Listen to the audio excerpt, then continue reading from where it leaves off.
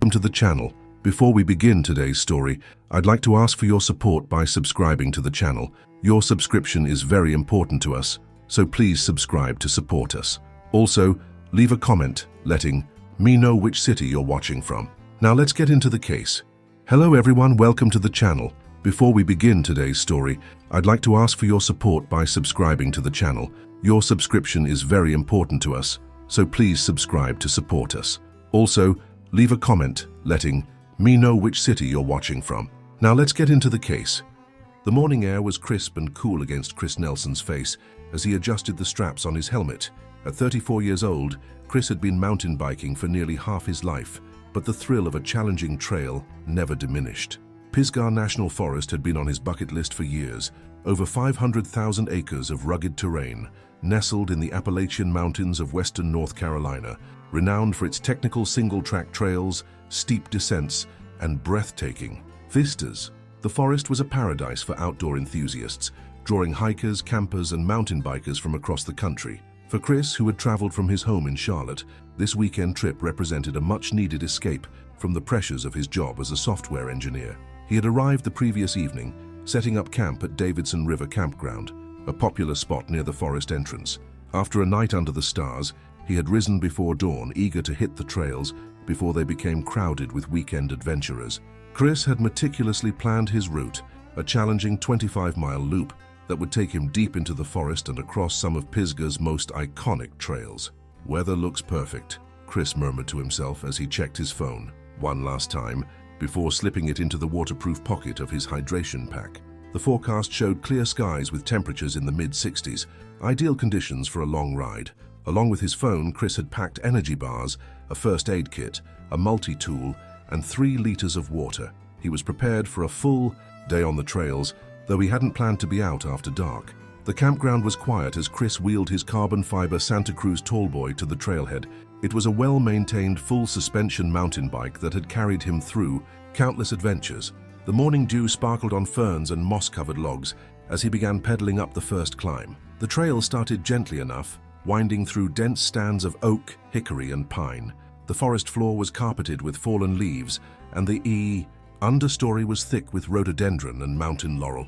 Birdsong filled the air, accompanied by the rhythmic crunch of tires on the dirt path. Chris settled into a steady pace, his breathing controlled as he navigated the increasingly technical terrain. He had studied trail maps and elevation profiles in preparation for this trip, but experiencing Pisgah firsthand was proving even more challenging and rewarding than he had anticipated. The climbs were relentless, some so steep that even in his lowest gear, Chris had to stand on the pedals, using his body weight to maintain traction on the loose soil. But the descents made every burning muscle worth it. Flying down the mountain, weaving between trees, launching off natural features in the trail, this was what he lived for.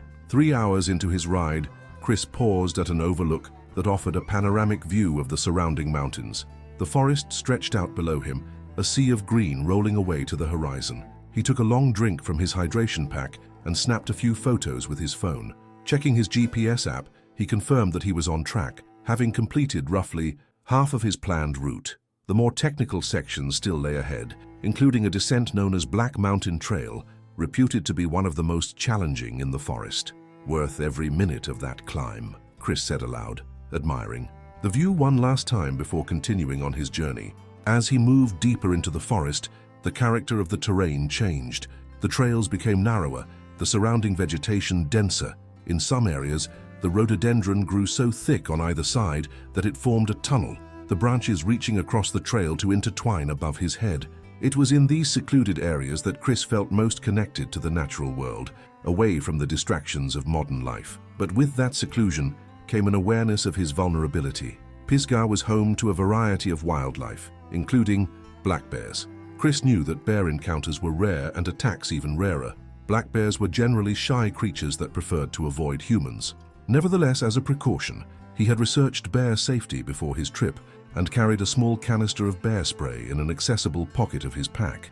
He had also made a point of making noise on the trail, occasionally calling out or singing to himself, especially when approaching blind corners. It was a practice recommended by park rangers to avoid startling wildlife. The trail continued to climb, switchbacking up the side of a ridge. Chris's quadriceps burned with the effort, but he maintained a steady cadence, knowing that the reward would be an exhilarating descent. Near the summit, he encountered two hikers, a middle-aged couple who greeted him with friendly waves. "Bear up ahead," the man called out as Chris approached, about a quarter-mile near the trail junction. Chris slowed to a stop beside them. "Thanks for the heads up.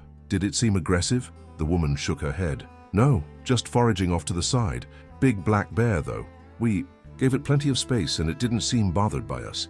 "I appreciate the warning," Chris replied, adjusting his gloves. "I'll keep an eye out." "Beautiful day for a ride," the man commented, gesturing at the clear blue sky visible through the canopy. "Couldn't ask for better," Chris agreed. "You folks have a good hike." With a wave, he continued on his way, now more alert to his surroundings.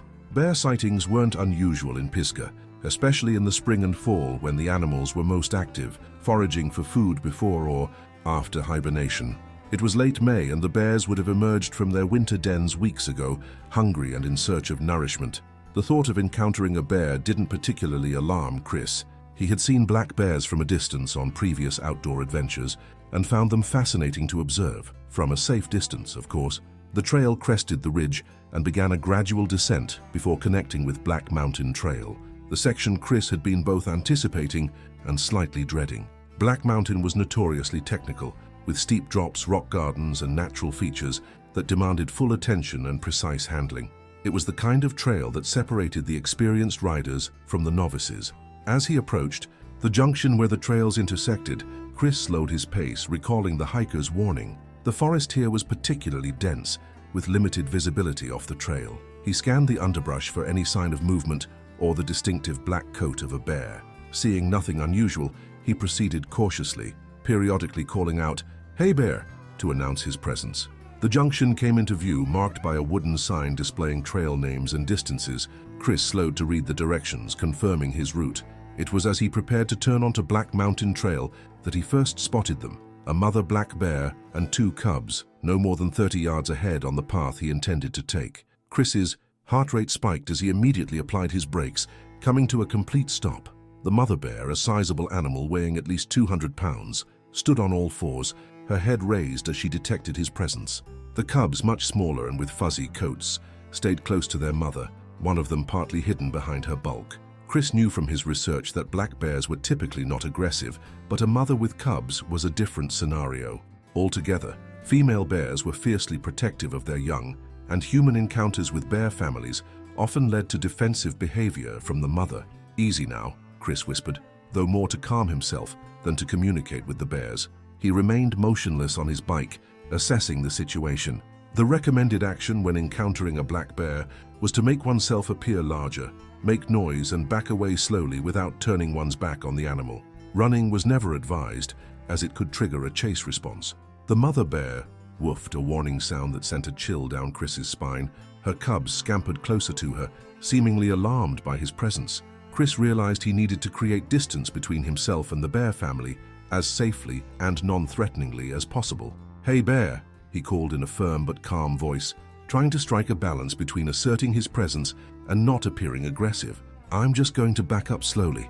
Keeping his eyes on the bears, Chris began to walk his bike backward, one careful step at a time. The trail at this point was narrow, bordered by thick vegetation that limited his options for retreat.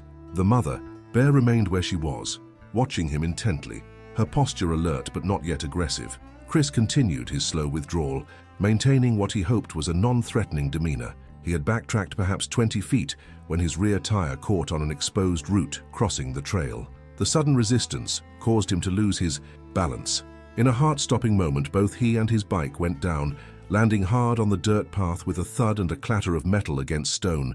The noise and sudden movement had an immediate effect on the bears.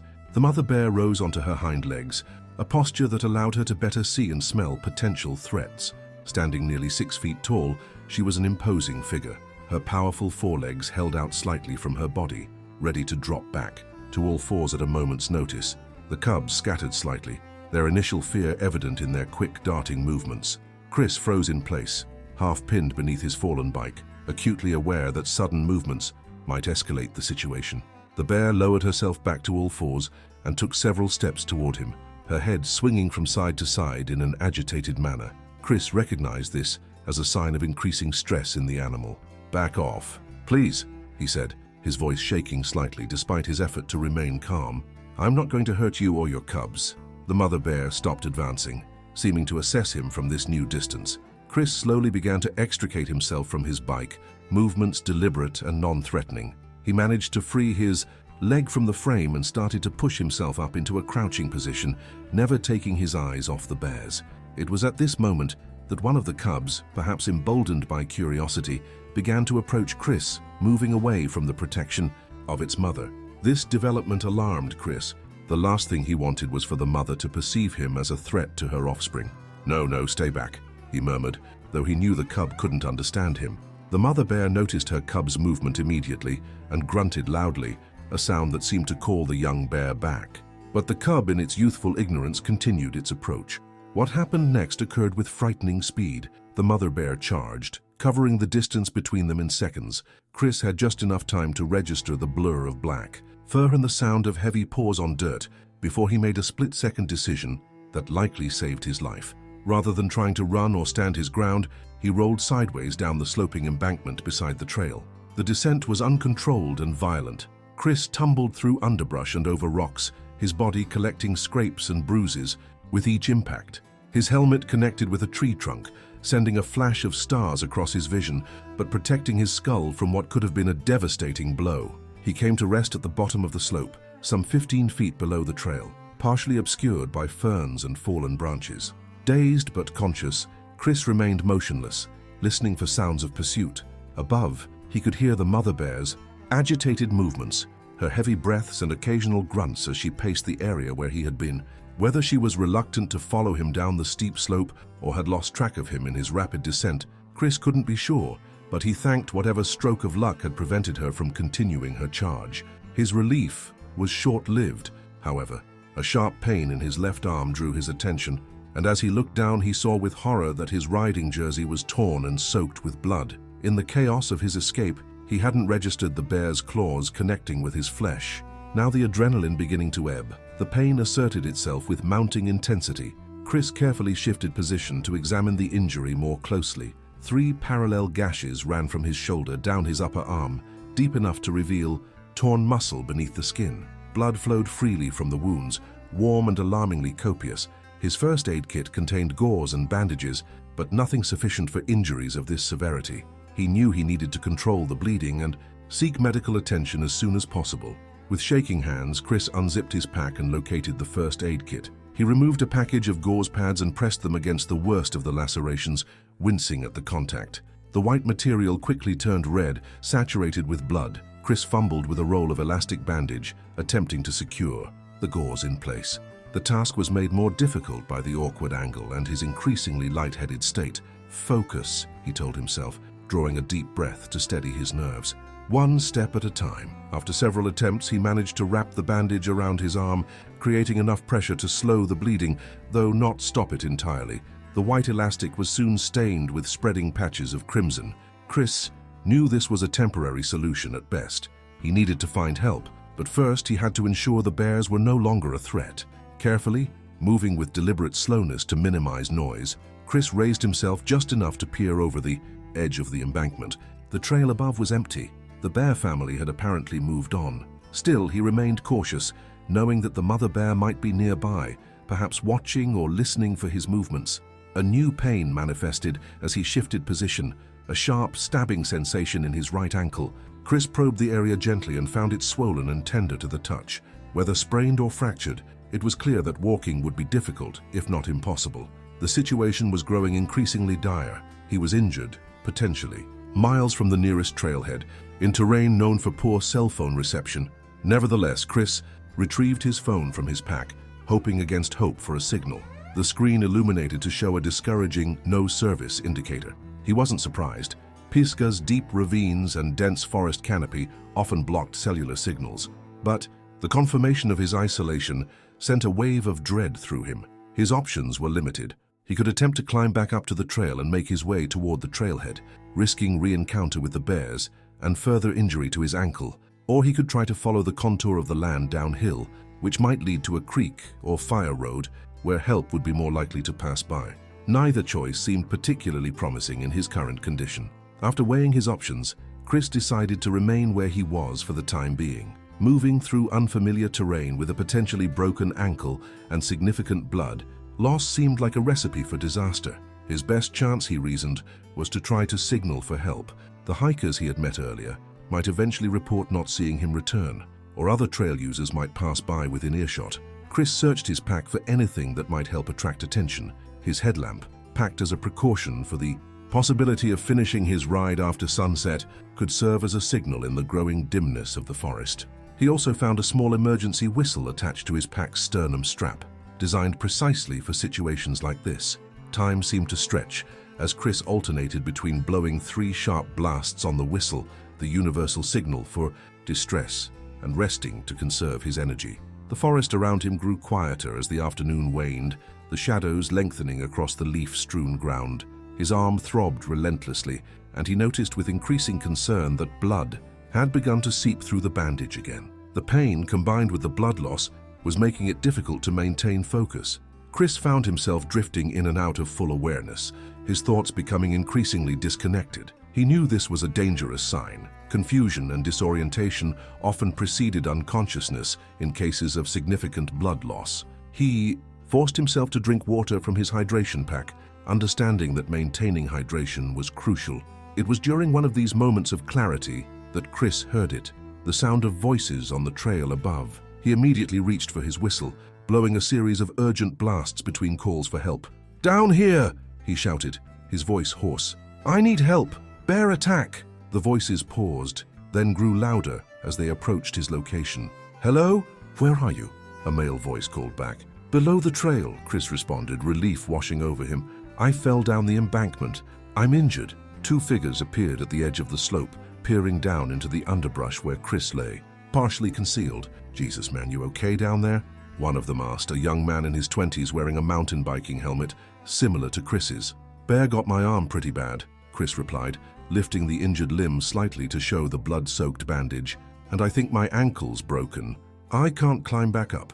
The second figure, another young man in biking gear, immediately unclipped a radio from his belt. "I'm calling this in," he said to his companion before speaking into the device. "Base, this is Trail Patrol 3. We have an injured rider on Black Mountain Trail, approximately 2 miles from the north trailhead. Possible bear attack, victim has lacerations and possible fracture. Requesting emergency medical response, over." The radio crackled with a response that Chris couldn't make out clearly. Meanwhile, the first young man carefully picked his way down the slope to reach him. "I'm Tyler, this is Mike," he introduced as he crouched beside Chris. "We're with the Forest Service Trail Patrol. Been out checking conditions and making sure nobody's getting into trouble." He produced a more substantial first aid kit from his pack. "Looks like we found some trouble, though. Can you tell me what happened?"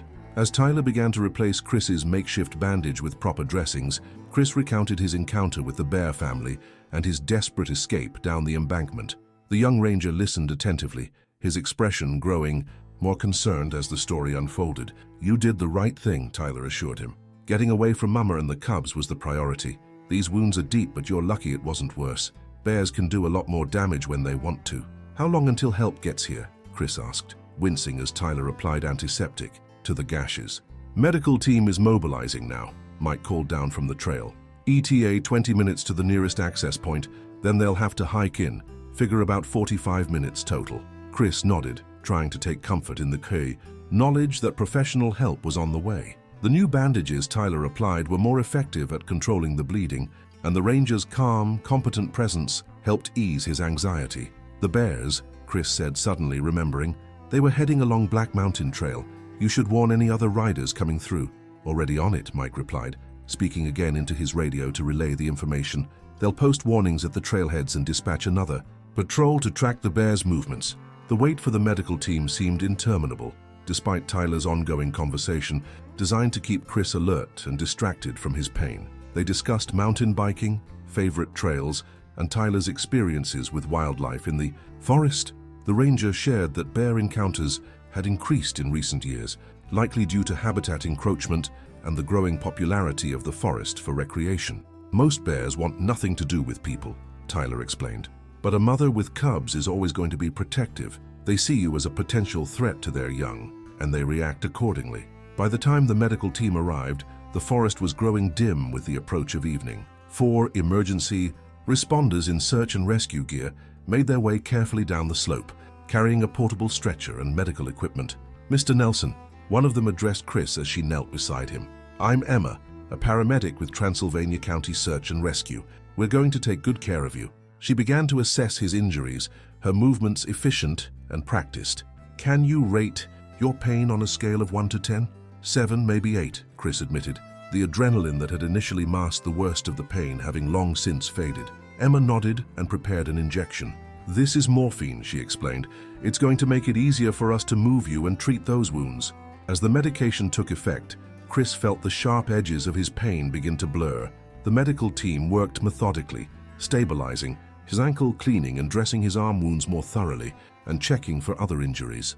They found additional lacerations on his back that he hadn't even been aware of, suggesting the bear's claws had made contact multiple times during the brief encounter. "You've lost a fair amount of blood," Emma informed him, establishing an IV line to administer fluids. "These wounds are going to need proper cleaning and stitches at the hospital.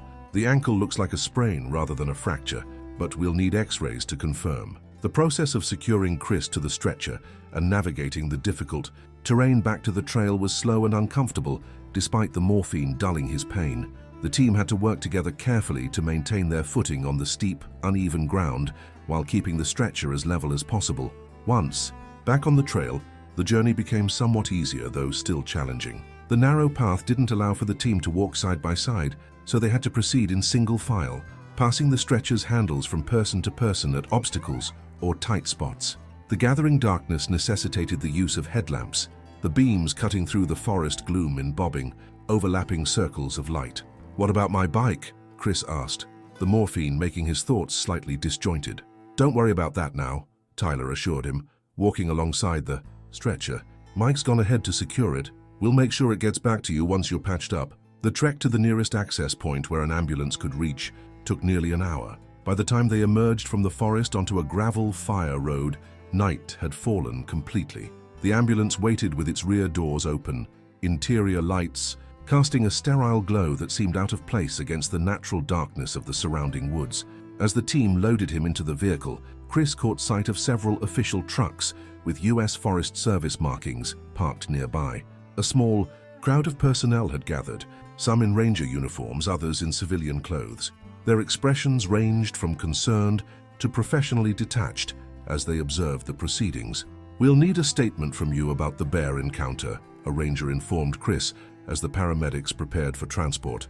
"But that can wait until you're stable. For now, we're closing that section of trail and sending out a team to locate and monitor the bears." Chris nodded weakly, the combination of pain medication and exhaustion making it difficult to focus. Emma climbed into the ambulance alongside him, continuing to monitor his vital signs as her partner closed the doors and moved to the driver's seat. "Transylvania Regional Hospital is about 20 minutes away," she explained, adjusting his IV. "They have a good emergency department that deals with wilderness injuries regularly. You're in good hands." The ambulance began to move, swaying slightly as it navigated the rough fire road before reaching smoother pavement. Chris stared at the ceiling, trying to process everything that had happened. What had begun as a perfect day of mountain biking had transformed into a life-threatening ordeal in a matter of seconds. The encounter with the bears, so brief yet so consequential, kept replaying in his mind. The mother's protective stance, the curious cub, the sudden charge that had sent him tumbling down the embankment. "Is it common?" he asked Emma, breaking a long silence. "Bear attacks in Pisgah?" She shook her head. "Encounters, yes. Actual attacks are quite rare. Most bears avoid humans whenever possible. You were unlucky to come across a mother with cubs in a situation where she felt threatened." She checked the bandage on his arm, which had begun to show spots of blood again. "But all things considered, you were also lucky. Black bear attacks are seldom fatal, and you had the presence of mind to get away and find a defensible position." The journey to the hospital passed in a blur of sirens and flashing lights. Upon arrival, Chris was immediately wheeled into the emergency department, where a team of healthcare providers awaited. A doctor, introducing himself as Dr. Patterson, led the assessment, examining Chris's injuries with careful attention. "You're going to need quite a few stitches," Dr. Patterson explained after inspecting the lacerations. And we'll need to thoroughly clean these wounds to prevent infection. Bear claws carry a lot of bacteria. The next several hours were a haze of procedures and examinations. Chris received multiple rounds of stitches, 27 in total for the arm lacerations alone, plus another 15 for the wounds on his back. X-rays confirmed Emma's assessment that his ankle was sprained rather than broken, though the sprain was severe enough to require a walking boot and several weeks of limited weight bearing. Blood tests were conducted to check for signs of infection, and Chris received tetanus and antibiotic shots as precautionary measures. The doctors explained that while rabies was extremely rare in bears, they would monitor him closely for any signs of infection that might require additional treatment. Throughout the process, hospital staff periodically asked him to recount the details of the bear encounter, each time seeming to focus on different aspects: the bear's behavior, the exact sequence of events, the nature of his injuries. Chris answered as best he could, though the morphine made some details fuzzy around the edges. It was past midnight when he was finally settled in a hospital room, his arm heavily bandaged, his ankle elevated on pillows. A nurse adjusted his IV, explaining that he would be receiving antibiotics and pain medication throughout the night. "Try to get some rest," she advised. "The doctor will be in to check on you in the morning, and you'll likely have some visitors from the Forest Service who want to talk to you about what happened." Despite his exhaustion, sleep proved elusive. Every time Chris began to drift off, he would jerk awake with the vivid sensation of falling or with the image of the charging bear fresh in his mind. The hospital noises, beeping monitors, squeaking cartwheels in the corridor, the murmur of voices at the nurse's station provided an unsettling soundtrack to his restlessness. Morning arrived with a wan light filtering through the blinds of his room window. Chris had managed perhaps 3 hours of fitful sleep, his dreams populated with bears and endless tumbling falls through darkness. A breakfast tray appeared, delivered by a cheerful aide who seemed oblivious to his exhaustion and discomfort. Dr. Patterson arrived shortly after breakfast, accompanied by a nurse who removed the bandages to inspect Chris's wounds. The doctor nodded with apparent satisfaction at what he saw. "The stitches are holding well," he confirmed. "No signs of infection so far, which is excellent news. We'll keep you on IV antibiotics for another day as a precaution, then switch you to oral medication before discharge." "When can I go home?" Chris asked, already feeling restless despite his injuries. "Possibly tomorrow, if everything continues to look good," Dr. Patterson replied. "Though you won't be riding any mountain bikes for a while, I'm afraid. Those lacerations need time to heal properly, and that ankle needs rest." As the doctor was completing his examination, a knock at the door announced the arrival of 2 Forest Service Rangers. One was a tall, stern-looking man in his 50s, with salt and pepper hair and a neatly trimmed beard. The other, a younger woman with auburn hair pulled back in a practical ponytail. Both wore the official olive-green uniforms of the U.S. Forest Service. "Mr. Nelson," the older ranger began, "I'm Chief Ranger David Wilson, and this is Ranger Sarah Mitchell. We'd like to ask you some questions about your encounter with the bears yesterday, if you're feeling up to it." Chris nodded, adjusting his position in the bed to face them more directly. Dr. Patterson excused himself, promising to return later in the day. "Could you take us through what happened, in as much detail as you can remember?" Ranger Wilson asked, producing a small notebook from his pocket. Chris recounted the events once again, starting with the hiker's warning about a bear sighting and ending with Tyler and Mike finding him below the embankment. He described the mother bear's protective stance, the curious approach of the cub, and the sudden charge that had sent him tumbling to safety. "And you didn't provoke the bear in any way?" Ranger Mitchell asked, her tone neutral but her gaze intent. "You didn't approach the cubs or make threatening movements?" "Absolutely not," Chris replied firmly. "I was trying to back away as soon as I saw them. The fall from my bike was an accident. I caught my wheel on a root." The Rangers exchanged a glance before Wilson continued. "We ask because understanding the circumstances helps us determine the appropriate response. A bear that attacks without provocation might be considered a danger to other forest users." A cold feeling settled in Chris's stomach. "What does that mean exactly? You're not going to kill the bear, are you?" Ranger Wilson's expression remained neutral. "That's not an automatic response, Mr. Nelson. We have protocols for wildlife encounters. The first step is to locate and assess the animal. In many cases, we can implement temporary trail closures or relocate problem bears if necessary." "The bear was just protecting her cubs," Chris insisted, suddenly feeling defensive of the animal that had injured him. "She didn't pursue me down the embankment. She could have, but she didn't." "That's actually a significant detail," Ranger Mitchell noted, making a note in her own book. It suggests a defensive rather than predatory response, which is typical for black bears, especially females with young. The questioning continued for nearly an hour, the rangers probing for specific details, the exact location of the encounter, the size and appearance of the bears, the behavior before and after the attack. Chris answered as thoroughly as he could, though some details remained hazy, whether from the trauma of the event or the effects of pain medication. "We've located the bears," Wilson revealed toward the end of the interview. "Our tracking team found them about a mile north of where you encountered them. The mother appears healthy, showing normal protective behavior toward her cubs, but no unusual aggression toward humans at a safe distance."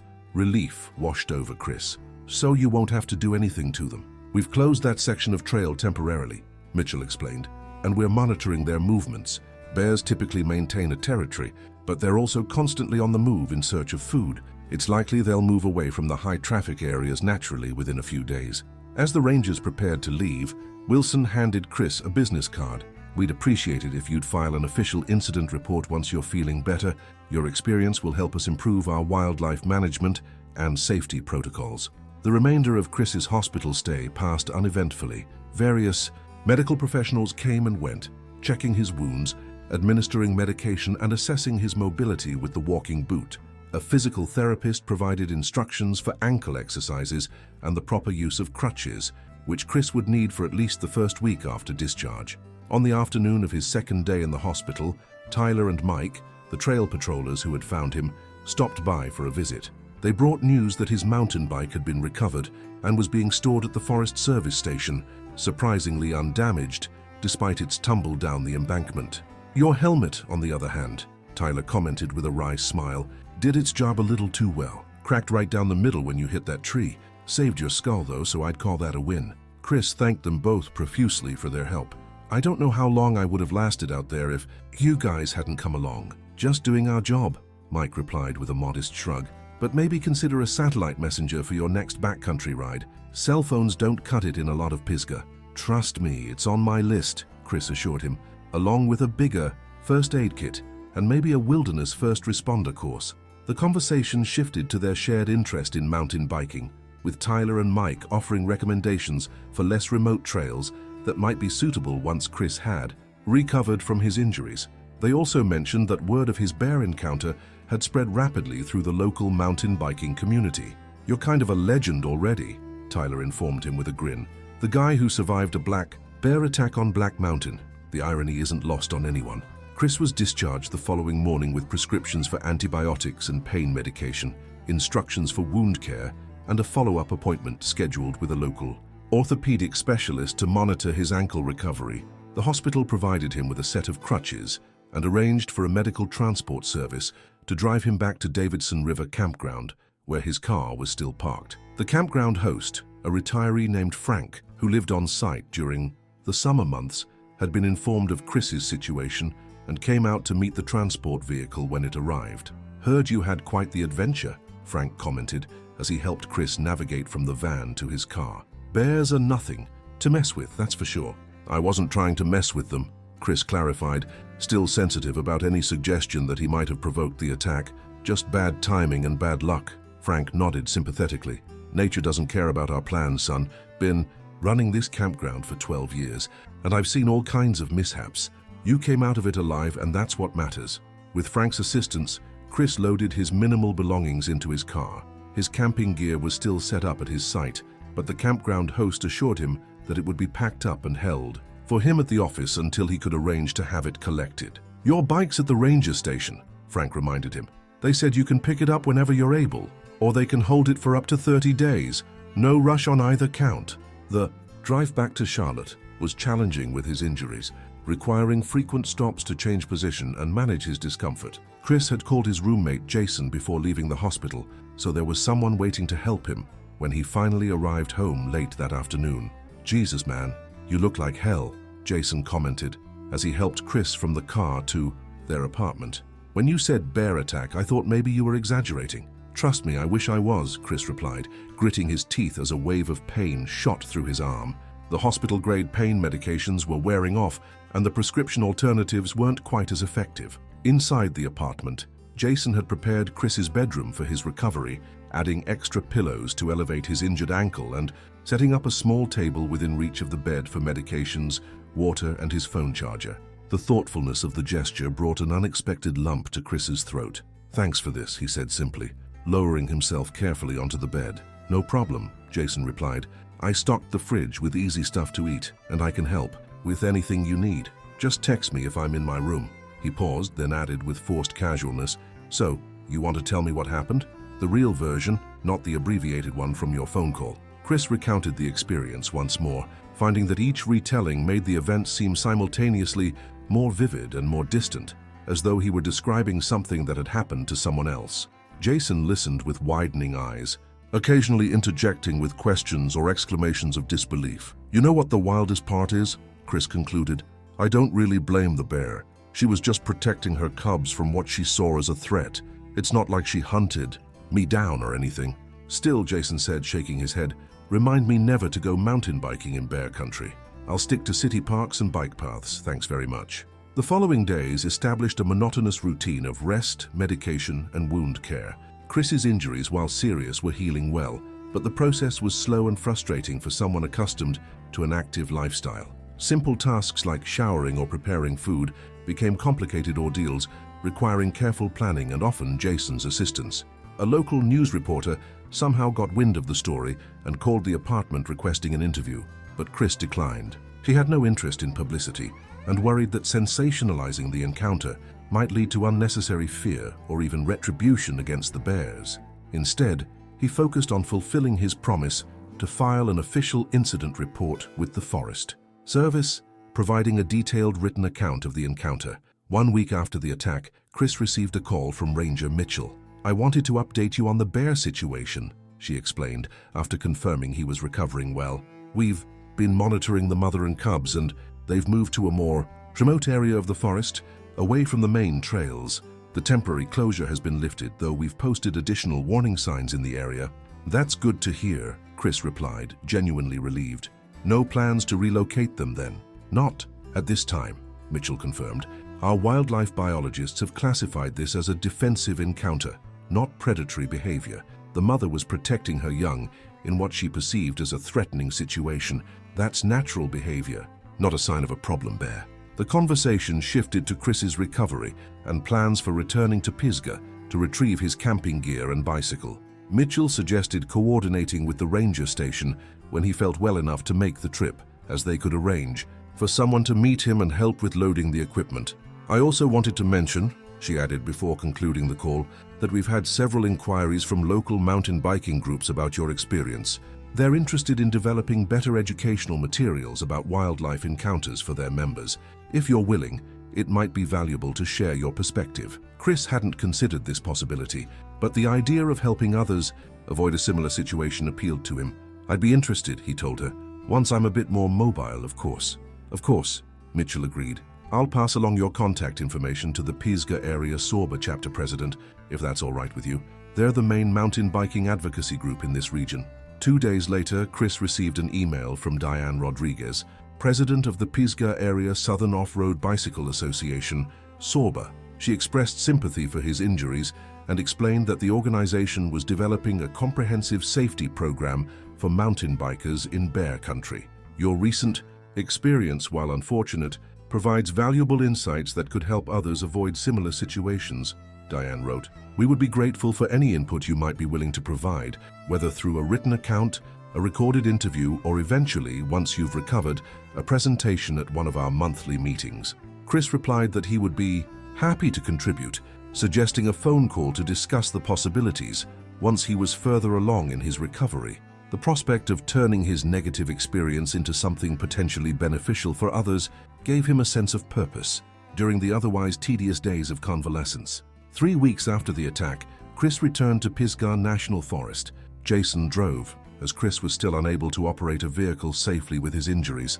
The ankle was healing well. He had graduated from crutches to the walking boot alone, but the arm lacerations remained tender, limiting his range of motion and strength. Their first stop was the ranger station near the forest entrance, where Chris had arranged to retrieve his mountain bike. Ranger Mitchell met them in the parking lot, greeting Chris with a firm handshake and a careful assessment of his visible injuries.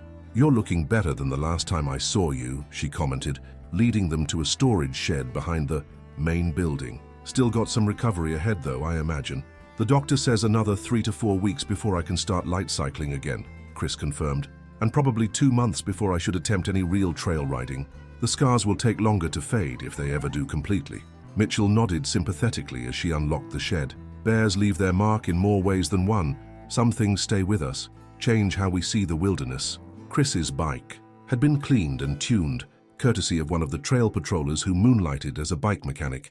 The gesture touched Chris deeply, and he made a mental note to send a proper thank you note to the ranger station staff who had gone above and beyond to assist him. Their next stop was Davidson River Campground, where Frank, the campground host, had stored Chris's camping equipment. The older man greeted them warmly, expressing genuine pleasure at seeing Chris up and moving around. "Didn't know if you'd want to come back to Pisgah after what happened," Frank remarked as he helped them load the gear into Jason's SUV. "Some folks have one bad experience and swear off the place forever. I don't blame the forest or the bears for what happened," Chris replied, watching as Jason secured the tent bag in the cargo area. "It was just one of those things, wrong place, wrong time." Frank studied him for a moment, then nodded approvingly. "That's a healthy way to look at it. Nature isn't malicious, just indifferent. We're guests in their home, after all." Before leaving the forest, Chris asked Jason to drive him to the Black Mountain trailhead. He had no intention of hiking the trail. He wasn't physically capable of it yet, even if he had wanted to, but felt a need to see the place again, to connect his hospital room and apartment-bound recovery with the actual location where everything had changed. The parking area was busy with weekend adventurers preparing for hikes or mountain bike rides. Chris observed them with a mixture of envy and apprehension, noting how carefree they seemed as they adjusted gear and consulted trail maps. A large sign at the trailhead displayed standard wilderness safety information, with a prominent section about bear encounters that Chris didn't recall from his previous visit. "Is this new?" he asked Jason, pointing to the sign. Jason shrugged. "No idea. I've never been here before." A passing hiker overheard the question and paused. "They put that up about 3 weeks ago," she informed them. "Apparently there was a pretty serious bear attack on this trail last month. Guy got mauled but survived." Chris and Jason exchanged glances, a silent agreement passing between them not to reveal Chris's identity. "I heard about that," Chris said neutrally. "Black bear with cubs, right?" The hiker nodded. "That's what they say. They closed the trail for a while, but it's open again now. Bears have moved on, supposedly." She patted the canister of bear spray attached to her pack, not taking any chances, though. As she continued toward the trail, Chris felt a complex mix of emotions. There was something surreal about hearing his experience discussed as a cautionary tale by a stranger who had no idea she was speaking to the actual victim. At the same time, he was encouraged to see that at least some trail users were taking the warnings seriously, preparing themselves for the unlikely but real possibility of a wildlife encounter. "Ready to head back?" Jason asked after a few minutes of silence. Chris nodded, taking one last look at the forest trail disappearing into the green shadows. "Yeah, I'm good. Let's go home." The drive back to Charlotte was considerably more comfortable than Chris's solo journey after his hospital discharge. Jason kept the conversation light, deliberately avoiding the topic of the bear attack unless Chris brought it up himself. It was a welcome respite from the constant retelling and analysis of the event that had dominated Chris's interactions since it happened. In the weeks that followed, Chris's physical recovery progressed steadily. The stitches were removed from his arm and back, leaving angry red lines that the doctor assured him would fade to silvery scars over time. The ankle healed well enough for him to discard the walking boot and transition to regular shoes with hand elastic support brace. Throughout this period, Chris maintained contact with Diane Rodriguez from Pisgah area Sorba. Together, they developed a framework for a bear safety presentation targeted specifically at mountain bikers. Chris's experience provided a compelling central narrative around which they organized practical information about bear behavior, prevention strategies, and appropriate responses to encounters. "The key insight from your story," Diane noted, during one of their planning calls, "is that mountain bikers face unique challenges in bear country. We move quickly and quietly, which increases the risk of surprising bears, and being on a bike limits our options for responsive action compared to hikers." "Exactly," Chris agreed. "And when you crash or fall from your bike in a panic, you're suddenly in an even more vulnerable position.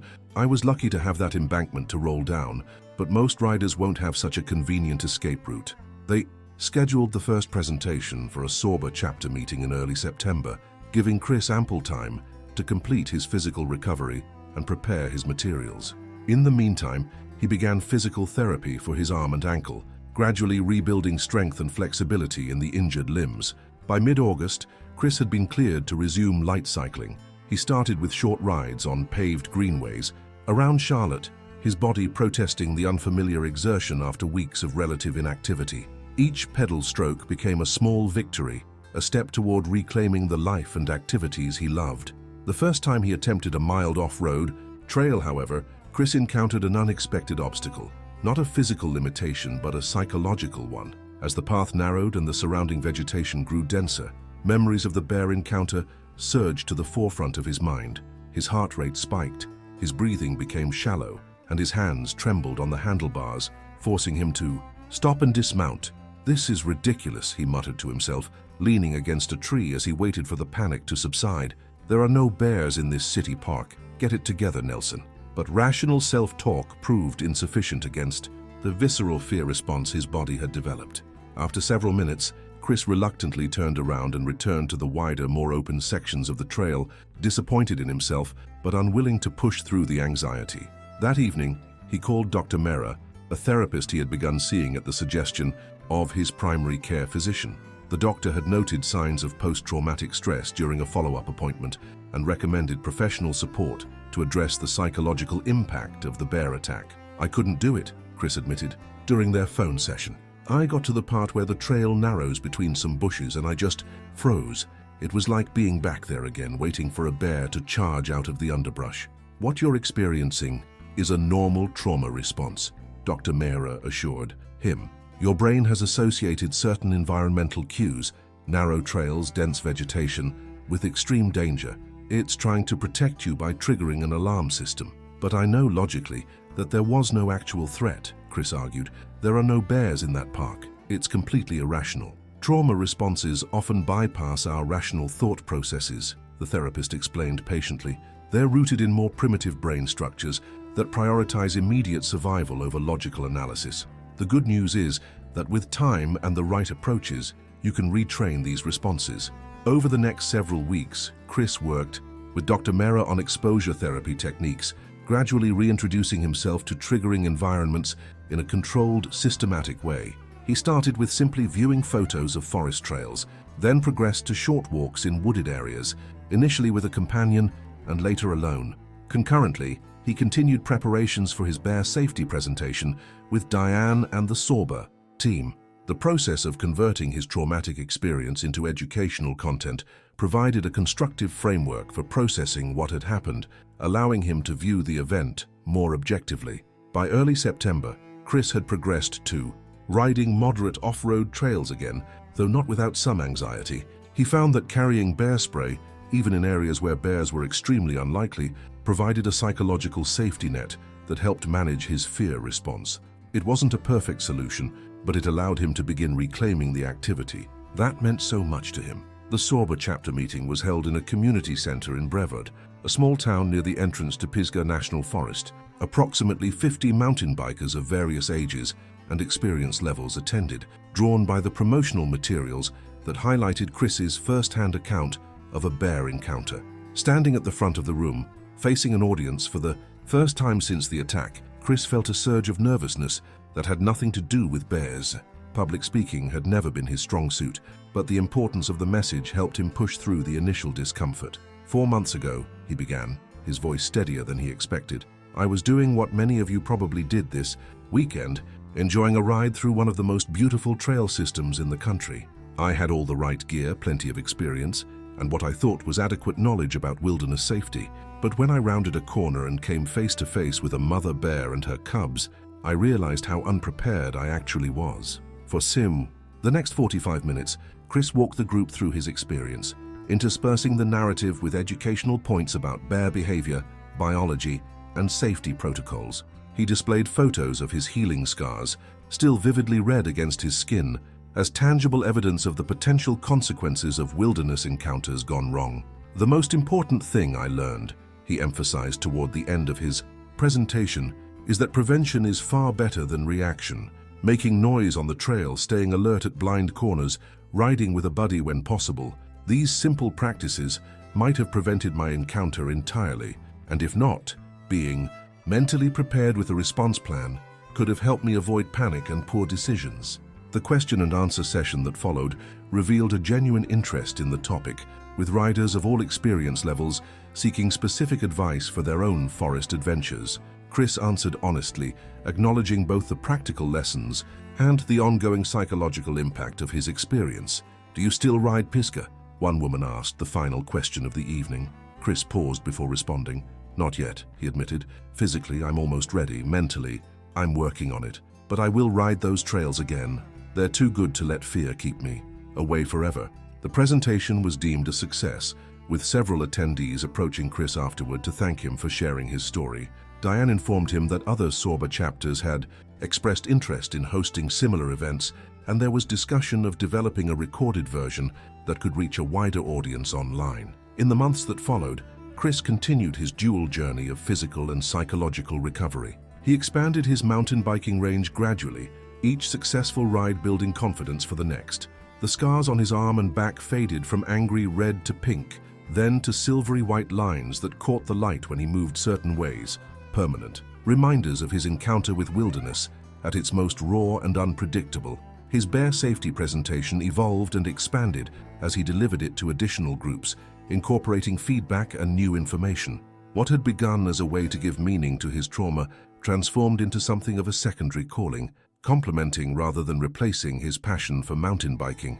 Nearly 1 year after the attack, Chris returned to Pisgah National Forest. He didn't ride alone. He had recruited 2 friends from his local mountain biking club to join him, but he was determined to reclaim the experience that had been so dramatically interrupted. They chose a different trail system than Black Mountain, one with more open sightlines and less dense understory vegetation, allowing Chris to ease back into the Pisgah riding experience with minimal triggers for his anxiety. As they pedaled through the forest, Chris found himself simultaneously more cautious and more appreciative than before. Each vista, each flowing descent, each technical challenge overcome carried a heightened significance, colored by the awareness of how quickly it could all have ended that day on Black Mountain Trail. Near the conclusion of their ride, the group paused at an overlook, taking in the vast expanse of forest stretching toward the horizon. One of Chris's companions produced a small camera and suggested a group photo to commemorate the occasion. "1-year comeback tour," the friend declared, positioning them with the scenic backdrop behind. As they posed for the photo, Chris realized that he was smiling genuinely, not the forced expression he had adopted for much of the past year when people asked how he was doing. The forest around him, the same forest that had nearly taken his life, felt neither threatening nor foreboding, but simply wild, beautiful, and worthy of respect. Later, as they loaded their bikes onto the car rack, a Forest Service vehicle pulled into the parking area. The ranger who emerged nodded to the group in greeting, then did a double-take as he recognized Chris. "Mr. Nelson, right?" the ranger inquired, approaching with an extended hand. "Mike Wilson. I was part of the team that monitored the bears after your encounter last year." Chris shook the offered hand, surprised to be remembered. "That's right, good memory. Not every day we have an incident like that," Wilson replied with a slight shrug. "How's the recovery been?" "Good," Chris answered, finding that he meant it. "Better than expected in many ways." The ranger nodded approvingly. "Glad to hear it, and I have to say your safety program has made an impact. We've been distributing those brochures you helped develop, and I've noticed more riders carrying bear spray and making noise on the trails." The knowledge that his experience had potentially helped others avoid similar situations provided a sense of closure that Chris hadn't realized he was seeking. His individual encounter, frightening and life-altering as it had been, had rippled outward to affect the broader community of forest users, perhaps preventing other attacks before they could occur. As Chris drove away from Pisgah that evening, he reflected on the strange journey of the past year. The bear that had attacked him had simply been following its instincts, protecting its young from a perceived threat. It had walked away after the encounter, continuing its life in the forest, unaware of the profound impact it had had on the human who had crossed its path. In much the same way, Chris was moving forward with his own life, carrying the marks of their brief, violent interaction, but not defined by them. The wilderness remained what it had always been: beautiful, dangerous, indifferent to human presence. Chris had always known this intellectually, but now he understood it in a deeper, more visceral way, and somehow this understanding made him appreciate it all the more. A bear, a man, a moment of chaos at the intersection of their separate worlds, and then divergence, each carrying on along their respective paths. The forest continued its ancient cycles of growth and decay, bloom and wither, birth and death. Life went on, bearing the scars of experience, but persisting nonetheless. And in the end, that persistence was what mattered most. Chris would continue to ride, continue to enter the woods with respect and caution, but also with joy and anticipation. The bear would continue to roam its territory, protecting its cubs, foraging for food, existing as bears had for millennia. Their paths had crossed once, briefly and consequentially, but the true significance lay in what came after: the adaptation, the learning, the careful navigation of shared space.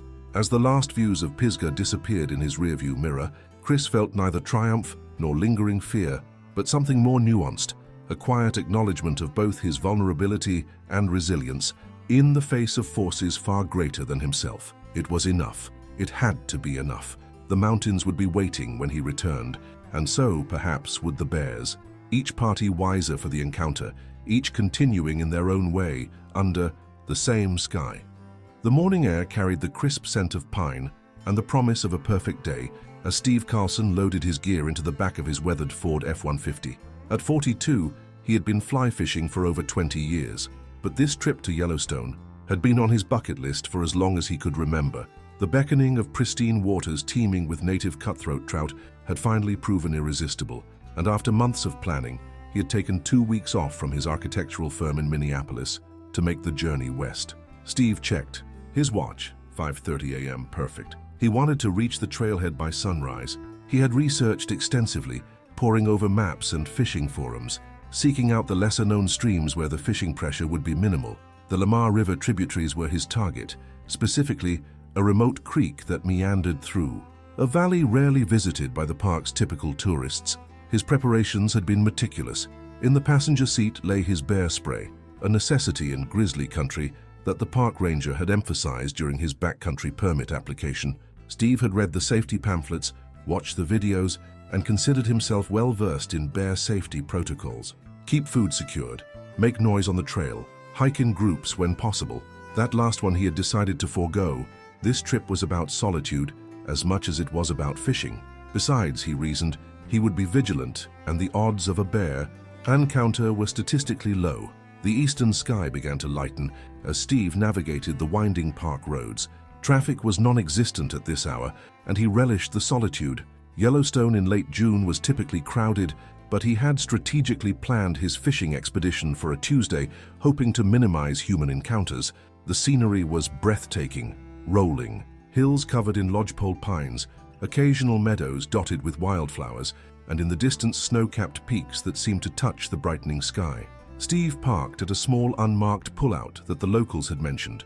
It wasn't an official trailhead, which suited him fine. Fewer people meant better fishing. He double-checked his gear, his prized sage rod, a selection of carefully tied flies stored in a waterproof box, waders, boots, a small backpack containing water, energy bars, a first aid kit, and his bear spray secured in a holster on his hip. He locked the truck and slipped the key into a zippered pocket of his fishing vest.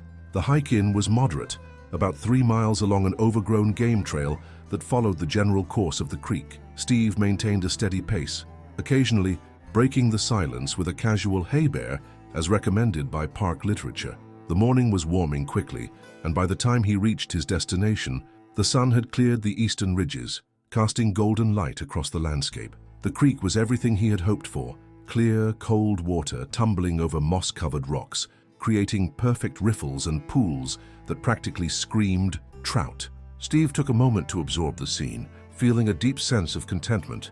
This was why he had come. The nearest person was likely miles away, and for the next several hours it would be just him, the water, and the fish. He assembled his rod with practiced efficiency, selected a size 16 Parachute Adams, a reliable pattern for Yellowstone waters, and waded carefully into the creek. The cold water pressed against his waders as he found a stable position and began to cast.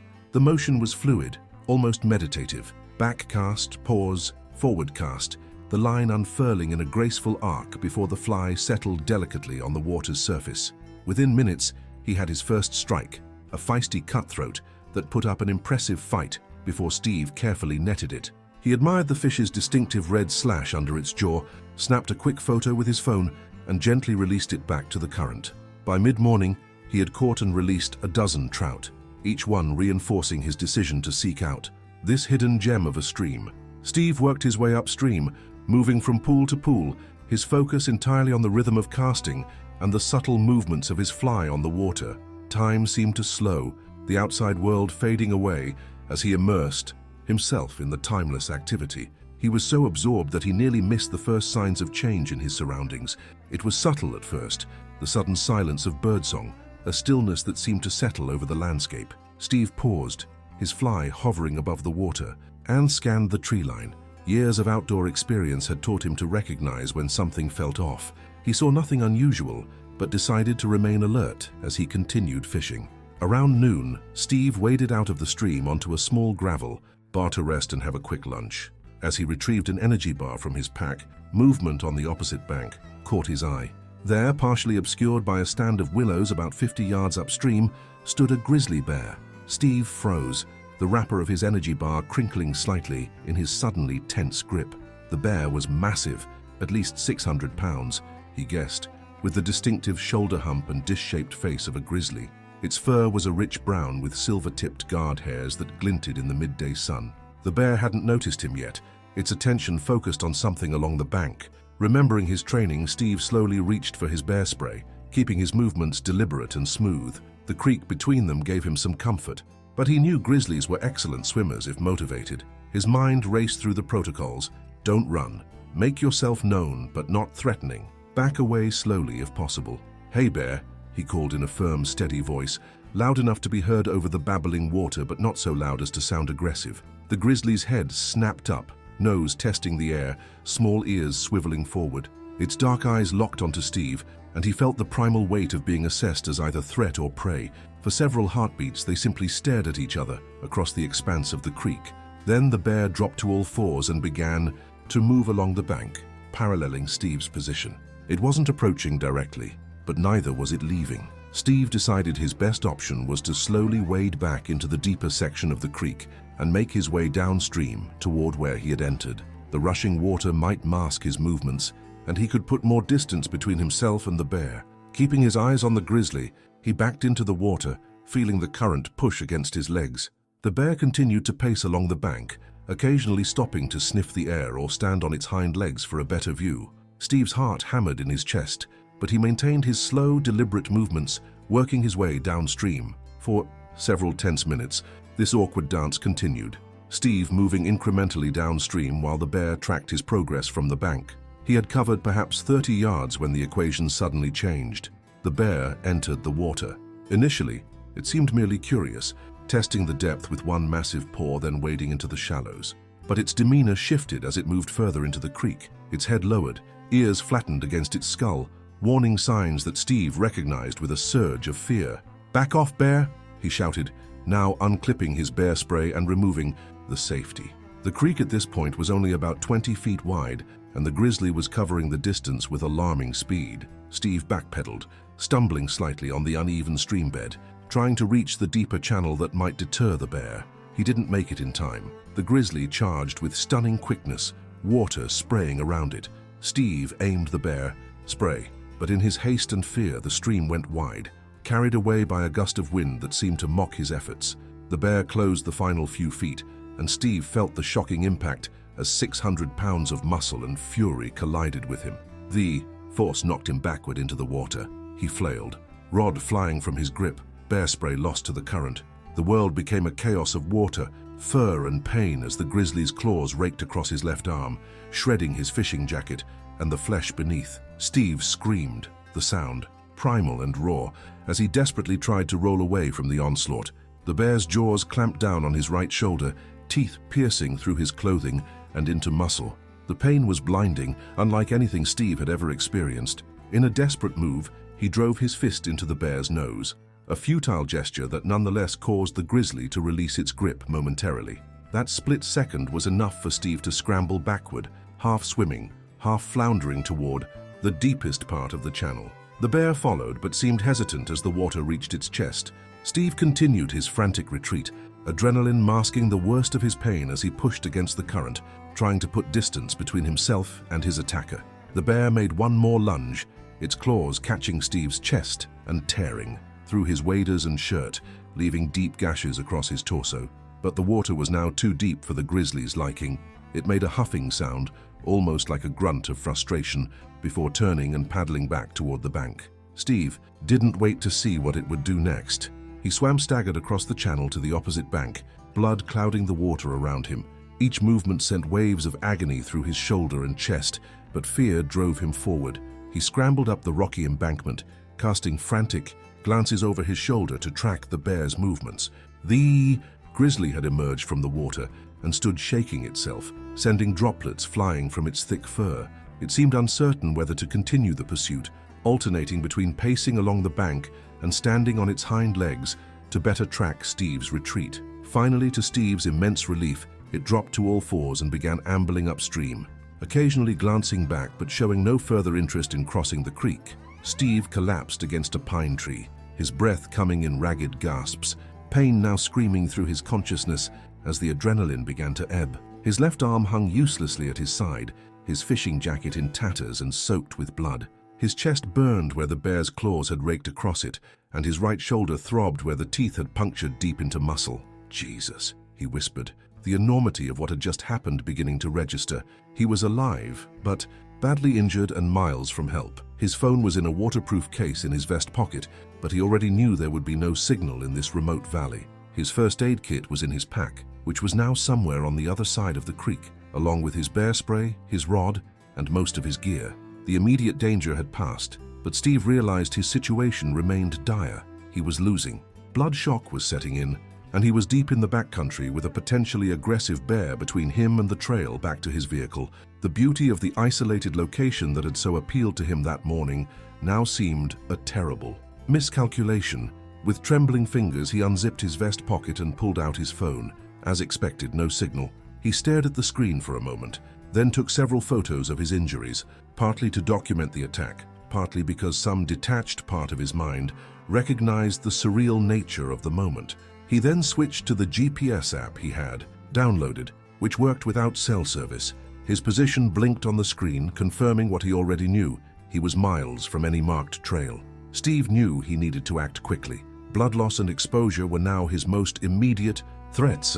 Using his right hand and teeth, he managed to tear strips from his less damaged shirt sleeve and create rudimentary bandages for the worst of his wounds. The effort left him lightheaded and nauseous, but he forced himself to continue. Once the bleeding had slowed somewhat, he assessed his options. Going back across the creek was out of the question. The bear might still be nearby, and he was in no condition to face another encounter. His best chance was to follow the creek downstream until it joined the larger river, then hopefully find a trail or another angler who could help. Using a broken branch as a makeshift staff, Steve pulled himself to his feet, gasping as fresh waves of pain washed over him. He looked across the creek one more time, scanning for any sign of the grizzly, but saw only the pristine landscape that had so enchanted him hours earlier. With no other choice, he began his slow, agonizing journey downstream, each step a testament to human endurance in the face of nature's indifference. The going was excruciating. Every step jarred his injuries, and the rough terrain along the creek bank forced him to make frequent detours through dense underbrush. The afternoon sun beat down mercilessly, and thirst soon became another enemy as his water bottle had been in his abandoned backpack. He stopped occasionally at the creek to drink, but bending down sent such waves of pain through his torso that he could only manage small sips. By late afternoon, Steve had covered perhaps 2 miles. His makeshift bandages were soaked through with blood, and he had been forced to stop several times to rest, each break longer than the last as his strength ebbed. The shock had settled into a pervasive chill despite the warm day, and he recognized the symptoms of blood loss and trauma. As the shadows lengthened, he faced the grim possibility of spending the night in the wilderness. The temperature would drop significantly after sunset, and in his wet, injured state, hypothermia would become a real threat. He needed shelter and, if possible, a fire. Summoning his remaining strength, Steve searched for a suitable location. He eventually found a small clearing beneath a rock overhang that offered some protection from the elements and potential predators. Using his good arm and ignoring the searing pain, He gathered fallen branches to create a rudimentary barricade around his position. Fire proved more challenging. His matches were with his lost gear, and although he had a small emergency lighter in his vest pocket, finding dry tinder after a recent rainy spell was nearly impossible. After several failed attempts, he managed to ignite a small flame using shredded bark and dead pine needles, carefully nurturing it until he had a modest fire that cast dancing shadows against the rock face. As darkness fell, the full weight of his isolation pressed in on him. The sounds of the wilderness took on new meaning, every cracking twig or rustling leaf potentially heralding the return of the grizzly or the arrival of other predators drawn by the scent of blood. Steve positioned himself as close to the fire as possible, trying to dry his clothes while keeping his injuries elevated. Sleep came in fitful bursts, interrupted by pain and the need to maintain the fire. During one such awakening, Steve thought he heard voices in the distance. He called out hoarsely but received no response. Hallucinations, he thought grimly, another symptom of his deteriorating condition. Morning brought both relief and desperation. He had survived the night, but his wounds had stiffened and fever now burned through him, a worrying sign of infection. The fire had dwindled to embers, and Steve lacked the strength to gather more wood. His only option was to continue downstream, in hopes of finding help. He checked his phone again, still no signal, and the battery was down to 40%. The GPS confirmed he had another 4 miles before reaching the main river, where he might encounter other people. 4 miles in his condition seemed impossible, but staying put meant certain death. With grim determination, Steve leveraged himself upright using his staff and began the day's journey. Time became a blur of pain and determined forward motion. Steve focused on putting one foot in front of the other, occasionally stopping to rest against a tree or rock. By midday, he had covered another mile, but his pace was slowing dramatically. The fever made his thoughts fuzzy, and twice he found himself wandering away from the creek before realizing his error and correcting course. It was during one such rest period, as he leaned against a boulder with his eyes closed, that he heard the unmistakable sound of human voices. At first, he thought the fever was causing hallucinations again, but the voices grew clearer, 2 men discussing fishing conditions. "Hello!" Steve called, his voice a ragged croak. "Help! Over here!" There was a moment of silence, then the sound of movement through underbrush. 2 figures appeared on the bank about 50 yards downstream, middle-aged men in fishing gear, their expressions shifting from curiosity to alarm as they took in Steve's bloody, battered appearance. "Jesus Christ," the taller of the 2 men exclaimed, rushing forward. "What happened to you?" "Bear," Steve managed, the relief of human contact overwhelming him. "Grizzly, yesterday." The men, who introduced themselves as Mike and Jeff, were experienced backcountry anglers from Bozeman who had hiked in that morning to fish the lower section of the creek. They immediately went into action, using their first aid kit to properly clean and bandage Steve's wounds. Jeff, a former Army medic, was particularly concerned about the shoulder injury, which showed signs of infection. "We need to get you out of here," Jeff said after examining the wounds. "These need proper medical attention. Can you walk if we help you?" Steve nodded, though he wasn't entirely sure. The men fashioned a more substantial walking stick and positioned themselves on either side of him. With their support, he began the trek toward the main trail, which they assured him was less than a mile away. The journey was slow and painful, but with Mike and Jeff bearing much of his weight, Steve made steady progress. They reached the main trail by mid-afternoon, where Jeff used a satellite phone to call for emergency assistance. A park ranger emergency response team would meet them at a clearing 2 miles downstream, where helicopter evacuation was possible. Those 2 miles were among the most challenging of Steve's life. The fever had intensified, and despite the men's support, each step required monumental effort. By the time they reached the clearing, he was barely conscious, staying on his feet through sheer force of will and the steadying hands of his rescuers. The distinctive thump of helicopter rotors announced the arrival of help. The craft touched down in a swirl of dust and grass, and 2 park rangers and a paramedic quickly approached. Steve was immediately placed on a stretcher and loaded into the helicopter, the paramedic starting an IV and administering pain medication even before they lifted off. As the helicopter rose above the treetops, Steve caught a final glimpse of the wild country that had nearly claimed his life. Despite his pain and trauma, he felt a complex mix of emotions. Fear, yes, but also a profound respect for the untamed power of the wilderness. The grizzly had not been malicious. It had simply been a grizzly, acting according to its nature, in its own territory. The encounter had been the result of two worlds colliding in an increasingly crowded planet. The next few hours passed in a haze of medication and medical procedures. The helicopter delivered him to a hospital in Bozeman, where doctors immediately assessed his injuries. The verdict was sobering. Deep lacerations to his left arm, requiring over 80 stitches, puncture wounds to his right shoulder that had damaged muscle tissue, and 4 parallel gashes across his chest that would leave permanent scars. Other wounds had indeed become infected, and he was started on powerful antibiotics to combat the infection that had already begun to spread. "You're lucky to be alive," the emergency room doctor told him bluntly. "Bear attacks like this are often fatal. Another day out there without treatment, and the infection might have been beyond our ability to control." Steve was admitted to the hospital, where he spent the next 5 days recovering. The antibiotics gradually brought the infection under control, and daily wound cleanings and dressing changes ensured proper healing. Visitors included the park rangers who had coordinated his rescue, eager to take his statement about the attack. "This information is vital," explained Ranger Sarah Hodges, a wildlife management specialist. "We track all bear encounters, especially those resulting in injury. It helps us understand bear behavior and potentially prevent future incidents." Steve recounted the events in detail: the initial sighting, the bear's behavior, his attempts to retreat, and the attack itself. Ranger Hodges took copious notes, occasionally asking clarifying questions. "Based on your description, this sounds like a defensive encounter rather than predatory behavior," she explained. "The bear likely felt threatened by your presence in its territory. The fact that it disengaged once you were in deeper water supports this theory." "Will the bear be dealt with?" Steve asked, surprised by his own concern for the animal that had nearly killed him. Ranger Hodges shook her head. "In this case, no. The bear was exhibiting normal defensive behavior in its natural habitat. You were in a remote area, and the bear had no history of seeking out human contact.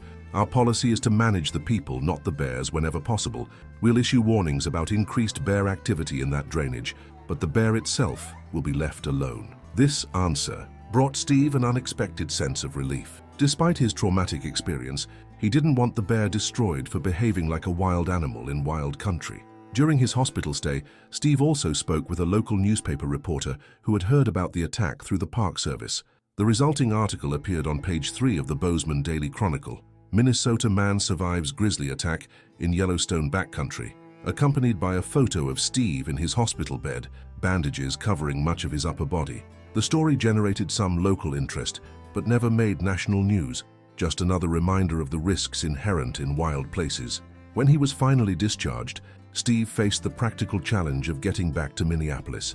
His truck was still parked at the remote trailhead, his gear largely lost to the creek. Mike and Jeff, the anglers who had rescued him, had left contact information, and Steve was touched when they offered to drive him to his vehicle once he was well enough. True to their word, the men picked him up from his hotel in Bozeman a week after his discharge. The drive to the trailhead was a study in contrasts. The same beautiful landscape that had so enchanted Steve on his arrival now seemed overlaid with an awareness of hidden dangers. "I've been fishing these waters for 20 years, Mike told him as they navigated the park roads. "Seen plenty of bears, but never had an encounter like yours. It's a reminder that we're visitors here, not residents." The truck was exactly as Steve had left it, a strange connection to his pre-attack self. He thanked his rescuers profusely, promising to send them replacement gear for what they had used in his aid, an offer they politely declined. With handshakes and well wishes, they parted, leaving Steve alone with his vehicle and his thoughts.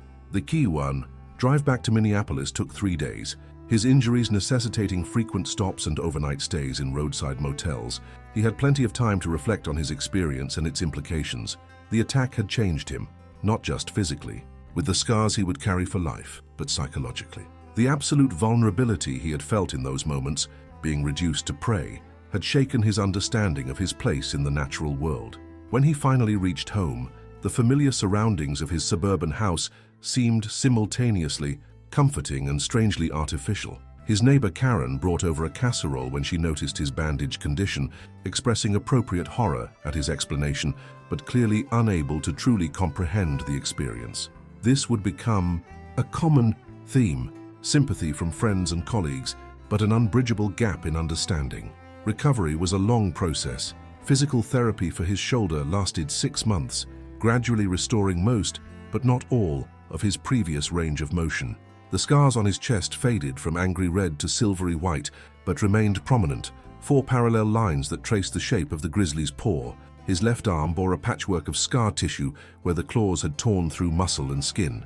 Beyond the physical healing, Steve struggled with the psychological aftermath. Nightmares were frequent at first, dreams of being pursued, of teeth and claws, and the overwhelming sense of powerlessness. He started seeing a therapist who specialized in trauma, which helped him process the experience. Diagnosis: post-traumatic stress disorder, not uncommon in survivors of animal attacks or other life-threatening situations. Your response is entirely normal, Dr. Matthews assured him during their sessions. You experienced something few people do in modern society, being prey.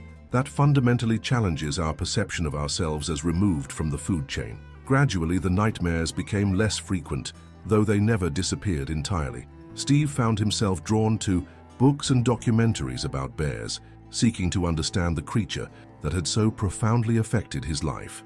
He learned about their biology, behavior, and the increasing challenges they faced as human development encroached on their habitats. 6 months after the attack, Steve received an unexpected email from Ranger Hodges. Thought you might want to know that we've been monitoring the bear from your encounter. We're fairly certain of the individual based on location and your description. She has 2 cubs this spring, which likely explains her defensive behavior last summer. The drainage where your encounter occurred remains a healthy bear habitat with minimal human intrusion. Hope your recovery is progressing well. The message brought a complex mixture of emotions, a renewed spike of fear at the reminder, but also a strange sense of completion. The bear was not a monster, but a mother, protecting her territory and potential young. The encounter had been a collision of 2 worlds, not a malicious act. As the 1-year anniversary of the attack approached, Steve faced a decision he had been contemplating for months: whether to fish again. He had not touched his replacement rod. Insurance had covered most of his lost gear since purchasing it. The activity now inextricably linked with trauma in his mind. But there was also a sense of unfinished business, of allowing fear to deprive him of something he had once loved. After much deliberation, he called his friend Eric, an experienced outdoorsman who had been particularly supportive during his recovery. "I want to go fishing," he said simply. "Not Yellowstone, somewhere local, but I don't want to go alone." Eric immediately understood the significance of the request. "Name the day. I'm in." They chose the Root River in southeastern Minnesota, familiar waters with easy access and no bears. The morning of the trip, Steve's hands trembled slightly as he assembled his rod, memories of the last time he had performed these actions flooding back. But as they waded into the gentle current, the familiar rhythm of casting began to work its magic. The focus required, the connection to the water and the environment, these elements remained untainted by his experience. He caught nothing that day, but it didn't matter. He had reclaimed a piece of himself that had been lost on that remote creek in Yellowstone. In the years that followed, Steve continued to fish, though his approach had changed. He no longer sought extreme solitude or remote waters, preferring the company of friends and more accessible locations. He became meticulous about safety, carrying not just bear spray, but a personal locator beacon on even moderate excursions. He gave presentations at his local outdoor store about wilderness safety and the importance of respecting wildlife. The physical reminders remained. His right shoulder ached in cold weather, and the scars drew curious glances at the beach or pool. When asked, he told the story straightforwardly, neither downplaying the trauma nor demonizing the bear. Most people responded with appropriate awe or sympathy, but he recognized that no one who hadn't experienced something similar could truly understand. Occasionally, he would encounter skepticism. Without photos of the bear or witnesses to the actual attack, some questioned the severity of his experience or suggested he had somehow provoked the animal. These doubts bothered him initially, but eventually he came to recognize them as unimportant. He knew what had happened. The truth of the experience was etched not just in his flesh, but in his understanding of himself and the natural world. 5 years after the attack, Steve returned to Yellowstone. Not to fish the remote creek where he had nearly died. He had no desire to revisit that specific location, but to make peace with the park itself. He stayed on marked trails, hiked in groups, and kept his bear spray readily accessible. When he and his hiking companions encountered a black bear foraging peacefully about 100 yards from the trail, he felt fear certainly, but also appreciation for the creature's wild dignity. On his last evening in the park, he attended a ranger talk about grizzly conservation. The ranger discussed the challenges facing the bears: habitat fragmentation, climate change, human conflicts, and the efforts to ensure their survival in the greater Yellowstone ecosystem. Steve listened intently, occasionally touching the scars on his arm through his shirt sleeve. After the presentation, he approached the ranger, a young woman named Jessica, who had not been involved in his case. "I was attacked by a grizzly in the park 5 years ago," he said quietly. "I just wanted to say that despite everything, I support the conservation efforts. What happened to me was not the bear's fault. It was just being a bear." The ranger studied him for a moment, clearly moved by his statement. "That's not the typical response we hear from attack survivors. Thank you for that perspective. It means a lot coming from someone who's paid such a high price." As Steve drove out of the park the next day, he reflected on how fundamentally the attack had changed him. He had gone from being someone who took the natural world for granted, who saw wilderness as a playground for human recreation, to someone with a profound respect for its power and autonomy. He understood now that wild places were not just scenic backdrops, but complex systems with their own rules and residents, deserving of respect rather than conquest.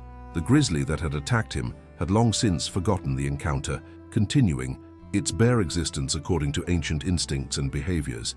But Steve would carry the memory and the lessons for the rest of his life. His scars were not just marks of trauma, but reminders of humility and survival, testaments to both human fragility and resilience in the face of wild nature. As the mountains receded in his rearview mirror, Steve felt a sense of completion. He would continue to fish, to hike, to seek connection with the natural world, but always with an awareness of its power, its indifference, and its inherent worth beyond human experience. The attack had nearly ended his life, but it had also, paradoxically, taught him how to live in a more authentic relationship with the wilderness he loved. The grizzly remained in its remote valley, patrolling its territory, fishing the cold streams, raising its cubs, and occasionally encountering humans who ventured into its domain. Most of these encounters ended with nothing more than a glimpse, the bear melting back into the forest upon detecting human presence. But sometimes, when the circumstances aligned in particular ways, these encounters took a different turn, a reminder that despite all our technological advances and cultural remove, humans remained part of the natural order, subject to its laws and vulnerabilities. For Steve, this knowledge no longer brought terror but a complex acceptance. The scars on his body mapped not just a moment of violence, but a transformation of understanding, a hard-won wisdom about his place in the world and the true meaning of wild. And in that understanding, despite everything, he had found a certain peace. Back in Minneapolis, life gradually returned to its normal rhythms. Steve's architectural firm had kept his position open during his extended recovery, and he found that the experience had subtly influenced his design sensibilities. He developed a specialization in integrating natural elements into built environments, creating spaces that respected rather than dominated their settings. A series of visitor centers for wildlife refugees became his professional signature, structures that educated visitors about conservation while minimizing disruption to the surrounding ecosystem. His personal life evolved as well. The attack and recovery had clarified his priorities, leading him to reconnect with Laura, a landscape architect he had dated briefly before the Yellowstone trip. She had reached out after seeing the local news coverage that had been picked up by a Minneapolis paper, and their renewed relationship deepened into something meaningful. Laura's own passion for the natural world complemented his transformed perspective, and 3 years after the attack, they married in a small ceremony at a state park outside the city. Laura was patient with the lingering effects of his trauma, the occasional nightmares that still woke him in a cold sweat, his hypervigilance on hiking trails, the way he would sometimes fall silent when seeing bears in nature documentaries. She never pressed him to talk about the attack, but listened attentively when he chose to share aspects of the experience. Her steady presence became an anchor as he navigated the complex psychological aftermath. "What bothers me sometimes," he confided to her one evening as they sat on their deck, watching fireflies rise from the garden, "is the lack of resolution. There's no moral to the story, no clear meaning, it just happened." Laura considered this, sipping her wine thoughtfully. "Maybe that is the meaning," she suggested. "That nature isn't a narrative constructed for human understanding. It just is. The bear was being a bear. You were being a human in bear territory. Two worlds collided." This perspective helped Steve come to terms with the seemingly random nature of his experience. He had not been singled out by fate or punished for some failing. He had simply been in a particular place at a particular time, and so had the bear, with consequences that would mark him forever, but that carried no inherent cosmic significance. There were practical impacts as well. Steve became involved with a wilderness education program, occasionally speaking to groups preparing for backcountry excursions. He didn't sensationalize his story, but used it to emphasize the importance of preparation, respect, and humility when entering wild spaces. "I didn't do everything wrong," he would tell these groups, rolling up his sleeve to reveal the scars on his arm. "I had bear spray, I made noise on the trail, but I chose to go alone into remote bear habitat during a season when they're actively feeding. I prioritized solitude over safety. These scars are the result of that choice." His story resonated particularly with younger outdoor enthusiasts who sometimes shared his original mindset, the belief that preparation and knowledge somehow conferred immunity from the fundamental risks of wilderness. He didn't discourage their adventures, but advocated for a more clear-eyed assessment of the potential consequences. The local and regional media occasionally contacted him for follow-up stories, especially during the summer months when bear encounters typically increased. A reporter from an outdoor magazine wrote a feature article 5 years later, Reflections of a Grizzly Attack Survivor, that explored not just the attack itself, but Steve's evolving relationship with wilderness in its aftermath. The article generated some interest in conservation circles, particularly for its nuanced approach to human-wildlife conflict. Despite this limited recognition, Steve's experience remained largely personal. Outside of certain circles in Yellowstone and the community of bear attack survivors, a group he had discovered was larger than most people realized, his story was just one of many reminders of humanity's complex relationship with the remaining wild places and their inhabitants. 10 years after the attack, Steve organized a fly fishing trip to Montana with a group of friends, not to Yellowstone, but to the Madison River, more accessible waters with ample human presence. As they fished the clear current, Steve found himself watching a young angler on the opposite bank, wading alone into a secluded stretch of river. For a moment, he saw himself as he had been that day, confident, perhaps overconfident, seeking solitude and connection with nature without fully acknowledging the risks. He felt a momentary urge to call out, to warn the young man about the potential dangers even here, where grizzlies were far less common than in Yellowstone. But he remained silent, recognizing that each person's relationship with wilderness had to be shaped by their own experiences, not by second-hand caution. That evening at the campfire, as his friends exchanged fishing stories and planned the next day's adventures, Steve found himself oddly at peace. The scars remained, both physical and psychological, but they had become integrated into his understanding of himself and his place in the world.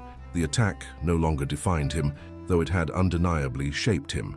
In the decades since that morning, when he had eagerly loaded his gear into his truck, anticipating the perfect solitude of a remote Yellowstone stream, Steve had constructed a new relationship with the natural world, one based not on conquest or consumption, but on respect, humility, and the recognition of inherent worth beyond human valuation.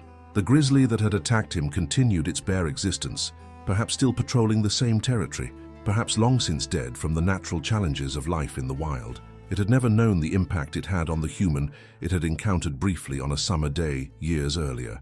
It had simply responded, according to its nature and instincts, defending its territory from a perceived threat before returning to the ancient patterns of bear life that had evolved over millennia. And in this fundamental disconnect, the profound meaning the encounter held for Steve versus its complete insignificance to the bear, lay a truth about humanity's place in the natural order.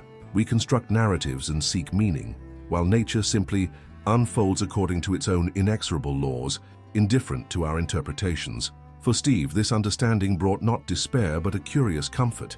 His scars were a reminder that despite all the buffers of technology and civilization, humans remained embedded in the natural world, subject to its dangers, but also connected to its profound beauty and authenticity. The attack had nearly taken his life, but it had also, paradoxically, shown him how to live with greater awareness and appreciation. As the campfire burned down to embers and his friends drifted off to their tents, Steve remained, watching the stars emerge above the Montana landscape. Tomorrow they would fish again, and he would cast his line into the clear waters with skill and enjoyment, but he would do so with an awareness that had been hard-won, an understanding that every moment in wild places was a privilege rather than a right. and that the true value of wilderness lay not in what it offered humans, but in its continued existence on its own terms. The scars on his body mapped this journey, from naive enthusiasm to terror to respect, and finally to a complex appreciation for both human vulnerability and resilience in the face of wild nature. And in this understanding, despite everything, he had found a certain wisdom that informed not just his relationship with wilderness, but his approach to life itself, a recognition of both its fragility and its enduring strength, worthy of awe and humility in equal measure. The morning sky hung heavy with clouds as Linda Morris steered her government-issued SUV along the narrow gravel road. The vehicle bumped and rattled over uneven terrain, each jolt sending a small spray of pebbles against the undercarriage. She was 3 weeks into her assignment as a census taker for the rural outskirts of Fairbanks, Alaska, and the novelty of the stunning wilderness had begun to wear thin. Today marked her 4th consecutive day of driving to remote properties, and fatigue pulled at her shoulders as she squinted at the GPS mounted on her dashboard. At 42, Linda had never imagined she would be traversing the Alaskan wilderness alone. The temporary census position had seemed like the perfect opportunity 6 months ago, a chance to earn extra money while experiencing a part of America so different from her hometown of Portland, Oregon. The Census Bureau had been desperate for workers willing to tackle the notoriously challenging Alaskan territory, offering bonuses and housing stipends that Linda couldn't resist. Now, as late May sunshine filtered through towering spruce trees, she questioned the wisdom of her decision. 2 more properties today, she murmured to herself, adjusting her government-issued navy blue jacket with the U.S. Census Bureau emblem emblazoned on the left breast pocket. Her supervisor, Tom Kelly, had warned her about these final stops. They were among the most isolated homesteads in the district, properties whose owners had not responded to mail-in forms, online submissions, or phone calls. In-person visits were the last resort. Linda checked her tablet, reviewing the information for her next stop. The Hansen property lay at the end of a 3-mile unpaved driveway set against the foothills of the Alaska Range. According to her, notes previous census workers had marked the location as potentially resistant to government inquiry. The designation wasn't unusual in these parts. Many Alaskans valued their privacy and viewed federal workers with suspicion. The trees parted briefly, revealing a breathtaking vista of snow-capped mountains in the distance. Despite her weariness, Linda smiled. These moments, these glimpses of raw, untamed beauty, made the job worthwhile. Her teenage daughters back in Portland wouldn't believe the sights she'd witnessed. Moose ambling across meadows, eagles soaring overhead, and once, a wolf watching her from the tree line, its yellow eyes curious and unafraid. The SUV's tires crunched to a halt at a crude mailbox fashioned from what appeared to be an old ammunition box welded to a metal post. Faded letters spelled Hansen on its side. Linda checked her GPS once more, confirming this was indeed the correct turnoff. Taking a deep breath, she eased the vehicle onto what barely qualified as a driveway, 2 tire tracks with tall grass growing between them, disappearing into the dense forest. The further she drove, the more Linda's apprehension grew. The forest pressed in from both sides, creating a tunnel of green that blocked much of the morning light. She'd been trained for situations like this. Always park facing the exit, keep your government ID visible, maintain a professional demeanor. But theory felt different from practice when you were miles from civilization with spotty cell service at best. Her hand instinctively reached for the satellite phone on the passenger seat. Standard issue for census workers in remote Alaskan territories, the device was her lifeline if her regular cell phone couldn't connect. She'd never had to use it, but its presence was reassuring. Finally, the forest opened into a small clearing, dominated by a sturdy log cabin. Smoke curled from a stone chimney, indicating someone was home. A weathered blue pickup truck sat next to a shed, and various tools hung from hooks on the cabin's porch. Linda parked the SUV near the edge of the clearing, careful to keep it facing the exit route, and gathered her materials: tablet, backup paper forms, ID badge, and informational pamphlets explaining the purpose and confidentiality of the census.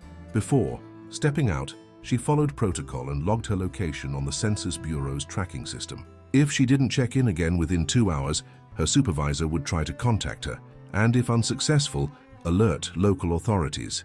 It was a precaution that had seemed excessive during training, but now felt entirely reasonable. The May air held a surprising chill as Linda stepped out of the vehicle. Though spring was well underway, Alaska's interior still clung to winter's edge. She zipped her jacket higher and adjusted her ID badge, making sure it was clearly visible on her chest. The clearing was quiet, except for the distant call of a bird and the soft rustle of wind through the trees. "Hello?" she called, approaching the cabin at a measured pace. "My name is Linda Morris. I'm with the U.S. Census Bureau." No response came from the cabin. Linda moved closer, boots crunching on gravel. She noticed details she'd missed from the car: a stack of firewood neatly piled against the cabin wall, a satellite dish mounted on the roof, rubber boots lined up on the porch. Someone was definitely living here, and recently too. As she reached the porch steps, the cabin door opened. A man in his late 50s appeared, his gray beard nearly reaching his chest, eyes suspicious beneath a worn baseball cap. "Whatever. You're selling, I'm not interested," he stated flatly, one hand resting on the doorframe. Linda maintained her professional smile. "Good morning, sir. I'm not selling anything. I'm Linda Morris with the U.S. Census Bureau." She gestured to her badge. "I'm here because we haven't received your census response yet." The man's expression hardened. "Already told the government what they need to know when I filed my taxes. Don't see why I need to answer more questions." This was familiar territory. Linda had encountered similar resistance throughout her assignment. "I understand your concern, Mr. Hansen," she said, assuming this was the property owner. "The census is completely different from taxes.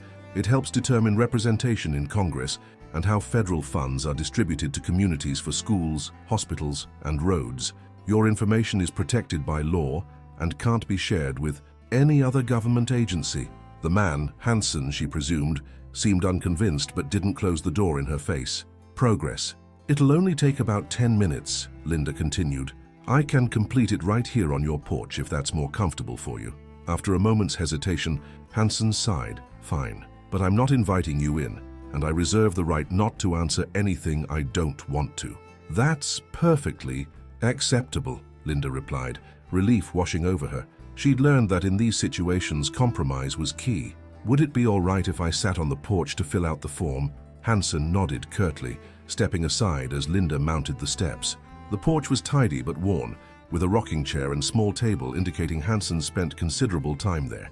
Linda sat on the chair he gestured toward and prepared her tablet, launching the census application. "First, I need to confirm this is the Hansen residence," she began. "Michael Hansen," he confirmed, his posture relaxing slightly.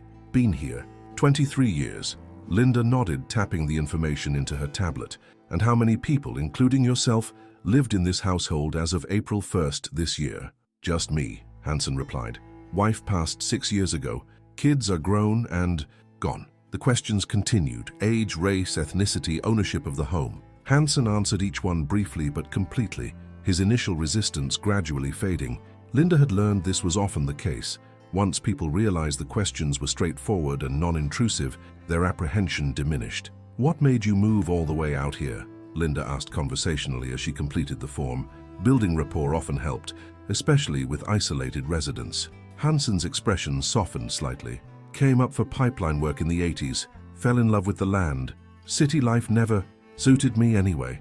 Linda nodded. "It's beautiful country." "That it is," Hansen agreed. "Unforgiving too. Nature doesn't care who you are or what you want. Demands respect." As Hansen spoke about his decades in the Alaskan wilderness, Linda finished inputting his responses.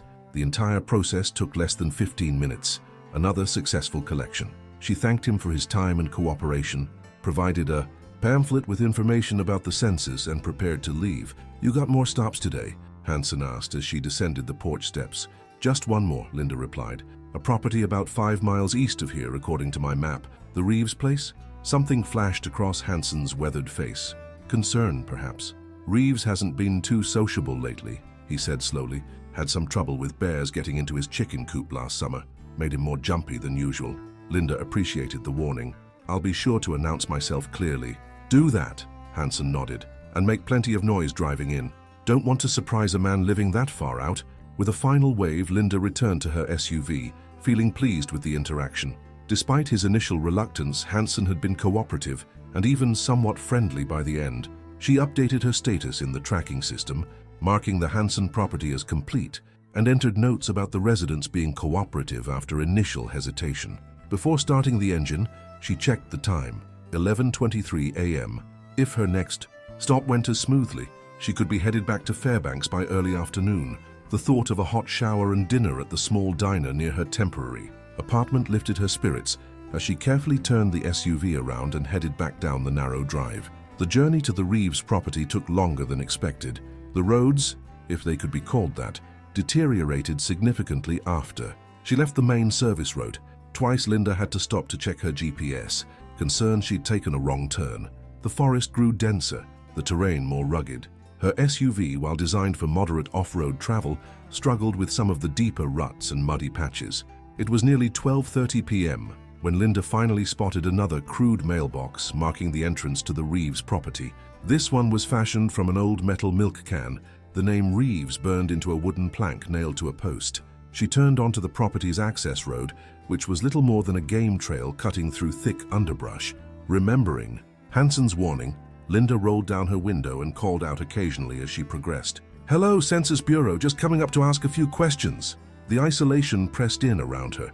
Unlike Hansen's property, which had felt remote but maintained, this area seemed wilder, less touched by human presence. The forest floor was thick with ferns and moss, fallen logs covered in bright green growth. In another context, it might have seemed magical, like something from a fairy tale. Today, it just felt ominous. Nearly a mile down the rough trail, Linda spotted a small cabin nestled against a rising slope. Unlike Hansen's relatively substantial home, this structure was modest, a single-story log building with a metal roof and small windows. No vehicle was visible, though a path led to what might have been a shed or garage obscured by trees. No smoke rose from the chimney, and no immediate signs of life presented themselves. Linda parked her SUV in the small clearing before the cabin, again facing it toward the exit. She logged her arrival in the tracking system and gathered her materials. The silence was profound. No birds calling, no wind in the trees, just a heavy stillness that made the hair on the back of her neck rise. "Hello?" she called louder than she normally would. "Mr. Reeves, I'm Linda Morris from the Census Bureau." Her voice seemed to vanish into the dense forest. No answer came from the cabin. Linda approached cautiously, noticing signs that someone lived. There, a woodpile covered with tarp, garden tools leaning against the wall, a clothesline strung between two poles, but everything had a slightly neglected quality, as if the owner had been away for some time. The narrow porch creaked under her weight as she approached the front door. She called out again, knocking firmly on the wooden door. "Census Bureau, is anyone home?" After several attempts and no response, Linda decided to leave a notice of visit, a form explaining that a census taker had come by and would return at another time. The form included options for completing the census online or by phone. She filled it out, noting the date and time, and was searching for somewhere prominent to leave it when a sound from behind the cabin caught her attention. It could have been the property owner returning from the woods or a shed out back. Deciding to check, Linda called out again and made her way around the side of the cabin, notice in hand. "Mr. Reeves, hello? I'm from the Census Bureau." She rounded the corner and froze. Not 15 yards away, a massive brown bear stood beside what appeared to be a torn garbage bag, its contents scattered across the ground. The animal's coat gleamed copper in patches of sunlight, breaking through the canopy, its shoulders towering nearly 6 feet tall even on all fours. Despite her shock, Linda's mind registered that this was a brown bear, what many outside Alaska called a grizzly, distinguished by the prominent hump of muscle between its shoulders. The bear hadn't noticed her yet, too focused on investigating the garbage. Linda's training rushed back to her. The Census Bureau provided specific guidelines for wildlife encounters, particularly bears, given the territories they covered.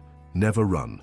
Make yourself known, but non-threatening. Back away slowly. If possible, get to your vehicle or a building. Her heart hammering against her ribs, Linda began to edge backward as quietly as possible. She needed to get around the corner of the cabin, then make her way to the SUV. The vehicle was perhaps 30 yards away, keys still in her pocket. If she could reach it without attracting the bear's attention, a twig snapped beneath her boot. The bear's head jerked up, nose testing the air, its small eyes nearly lost in its enormous head, fixed directly on her. Linda felt her breath catch. For a moment, neither moved. Human and bear locked in a silent assessment. "Hey, bear," Linda said in a firm, calm voice, remembering the recommended response. "Never show fear, even when terrified. I'm just leaving now. No problem here." The bear rose slightly, lifting its front paws off the ground to better see and smell her. Linda continued her careful retreat, maintaining eye contact but trying not to appear confrontational. The massive animal dropped back to all fours and took a step in her direction, more curious than aggressive. That's when Linda's training failed her. The path she'd been backing along sloped unexpectedly. Her heel caught on a root, and she stumbled, nearly falling. The sudden movement triggered something in the bear. It huffed, a warning sound she'd been briefed about, and took several rapid steps forward. Panic surged through Linda's body. Instead of continuing her slow retreat, instinct took over. She turned and ran. It was exactly the wrong move. The motion triggered the bear's chase response, just as all the training materials had warned. Linda heard a grunt behind her, followed by the unmistakable sound of heavy paws pounding the earth. She sprinted toward the front of the cabin, toward her SUV, knowing with horrible certainty that she couldn't outrun a bear. The animal could reach speeds of 35 miles per hour, faster than an Olympic sprinter. The corner of the cabin was just ahead. If she could reach the clearing, maybe the bear would lose interest, or maybe she could somehow reach her vehicle. She never made it that far. The ground at the side of the cabin sloped downward more sharply than she'd realized. As she ran, her foot caught in a depression hidden by leaves. Pain lanced through her ankle as it twisted beneath her weight. Linda pitched forward, tried to catch herself, and instead tumbled down a steep embankment she hadn't noticed from her approach angle. The world spun in a confusion of dirt, leaves, and sky. Linda rolled uncontrollably down the slope, unable to stop her descent. Rocks and branches clawed at her body. A sharp pain exploded in her ribs as she struck something solid. After what seemed an eternity but was likely only seconds, she came to rest at the bottom of a ravine, perhaps 15 feet below the level of the cabin. Dazed and gasping for breath, Linda struggled to orient herself. Pain radiated from her. Ankle and ribs. Her jacket was torn, her tablet lost somewhere during the fall. She pushed herself to a sitting position, trying to assess her surroundings and injuries. The ravine was narrow, maybe 30 feet across, with a small stream running through its center. The embankment she'd fallen down was steep but not vertical. On the opposite side, the ground rose more gradually toward the forest. Her mind, still operating on pure adrenaline, calculated escape routes. Then she heard it, the sound of something, large, moving down the embankment behind her. Linda turned to see the brown bear picking its way down the slope with surprising agility for such a large animal. Unlike her uncontrolled tumble, the bear was making a deliberate descent, drawn by her movement. Predatory curiosity drove it forward. "No, no, no," Linda whispered, trying to stand despite the pain shooting through her ankle. She managed to get upright, putting minimal weight on her injured foot, and began to hobble toward the stream. If she could cross it and reach the gentler slope on the far side, maybe she could find somewhere to hide or climb. The bear reached the bottom of the ravine and paused, watching her awkward retreat. Linda struggled through the shallow water of the stream, cold seeping through her boots. The opposite bank was slippery with moss, and her injured ankle gave way as she tried to climb out. She fell forward onto her hands and knees. Behind her, the bear approached the stream's edge. Linda glanced back and saw it hesitate at the water, a momentary reprieve. She crawled forward desperately, pulling herself up the gentler slope, one handful of dirt and roots at a time. She'd made it perhaps 10 feet up the opposite bank when she heard the splash of the bear crossing the stream. Terror gave her a final surge of energy. She spotted a cluster of boulders partially embedded in the hillside and lunged toward them. If she could wedge herself between them, the bear might not be able to reach her. Linda was 3 feet from the potential shelter when her strength failed. Her injured ankle buckled completely, sending a wave of agony up her leg. She collapsed to the ground, rolling onto her back just in time to see the bear approaching, its massive form blotting out the filtered sunlight. In that moment, Linda was certain she was going to die. Images flashed through her mind, her daughters waiting for her return to Portland, her parents getting the terrible news, her body discovered days later by local authorities. No one would know exactly what happened. She would be just another statistic, another person who underestimated the Alaskan wilderness. The bear stopped a few feet away, seeming almost confused by her stillness. It lowered its head, nostrils flaring as it caught her scent. Linda lay frozen, her breath coming in shallow gasps. The bear huffed, took another step closer, and rose slightly on its hind legs for a better look. Linda stared into its dark eyes, searching for some hint of intention. What she saw wasn't malice, just wild curiosity and instinctive response. This wasn't a monster from a horror movie. It was a wild animal following its nature, investigating a strange creature in its territory. The bear dropped back to all fours and approached until its snout was barely 2 feet from Linda's face. She could smell its breath, a musky, meaty odor that reminded her incongruously of the time her dog had found a dead salmon on the Oregon coast. The bear's eyes studied her with an intelligence that was not human but was undeniably present. Whether it was the wrong move or her only chance, Linda would never know, but some primal instinct made her speak. "Please," she whispered, her voice barely audible. "Please don't." The bear's ears twitched at the sound. It huffed again and pawed at the ground beside her, powerful claws tearing gouges in the earth. Linda remained motionless, fighting against the urge to scramble away. What happened next unfolded with terrifying speed. The bear made a decision, not to leave, not to lose interest, but to investigate further in the way bears often do, with their mouth. It lunged forward, jaws opening to reveal yellowed teeth. Linda screamed and threw her arm up instinctively to protect her face. The bear's teeth clamped down on her forearm, crushing through the fabric of her jacket and into flesh. Pain exploded through her nervous system, white-hot and unbearable. The bear shook its head once, twice, with her arm still in its grip. Linda felt bones grinding, tendons tearing. Her scream transformed into a primal howl of agony. Then, inexplicably, the bear released her arm. Perhaps it had decided she wasn't food, or perhaps her screams had confused it. It backed up a step, head swinging from side to side, as if reassessing the situation. Linda clutched her mangled arm to her chest, blood seeping through her torn sleeve and dripping onto the ground. The momentary retreat didn't last. The bear circled slightly to her left and then lunged again, this time seizing her leg just above the knee. Its teeth punctured her jeans and sank into the meat of her thigh. Another scream tore from Linda's throat as the bear dragged her several feet across the forest floor. The pain was beyond anything Linda had ever experienced, beyond childbirth, beyond the broken collarbone she'd suffered in a car accident years before. It was all-consuming, mind-obliterating. She was dimly aware of thrashing, of her free leg kicking uselessly at the bear's massive head, of her voice growing hoarse from screaming. The bear released her leg and backed away again, blood staining its muzzle. Her blood. Linda's vision blurred, consciousness threatening to slip away. Part of her welcomed the darkness gathering at the edges of her mind. If this was death coming, at least it would end the pain. A sound pierced the fog of her agony, sharp, impossibly loud, echoing through the ravine. A crack like thunder. The bear's head jerked up, startled by the noise. Another thunderous crack split the air. The bear huffed, took 2 steps backward, then turned and lumbered rapidly away, disappearing into the underbrush at the far end of the ravine. Linda's dulled mind struggled to comprehend what had happened. The sound? A gunshot? Yes, gunshots. Someone had fired a gun. Someone had scared the bear away. "Hey, are you alive down there?" A male voice called from somewhere above. Linda tried to respond, but all that emerged was a weak moan. The pain was overwhelming, her body going into shock. She was vaguely aware of movement on the upper edge of the ravine, of someone picking their way down the steep slope. "Jesus Christ," the voice said, closer now. "Hang on, I'm coming. Just hang on." Through vision that swam in and out of focus, Linda saw a figure approaching, a man in his 60s, bearded, holding a rifle. He knelt beside her, face grim as he assessed her injuries. "Can you hear me?" he asked, voice gruff but not unkind. Linda managed a slight nod. "I'm Reeves. Heard the commotion from my workshop out back. Bear's gone for now, but it might come back. Need to get you out of here."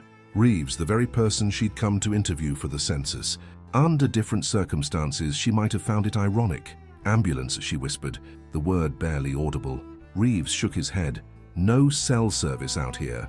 I've got a satellite phone at the cabin, but we need to move you first. This has going to hurt like hell, but I don't see another option."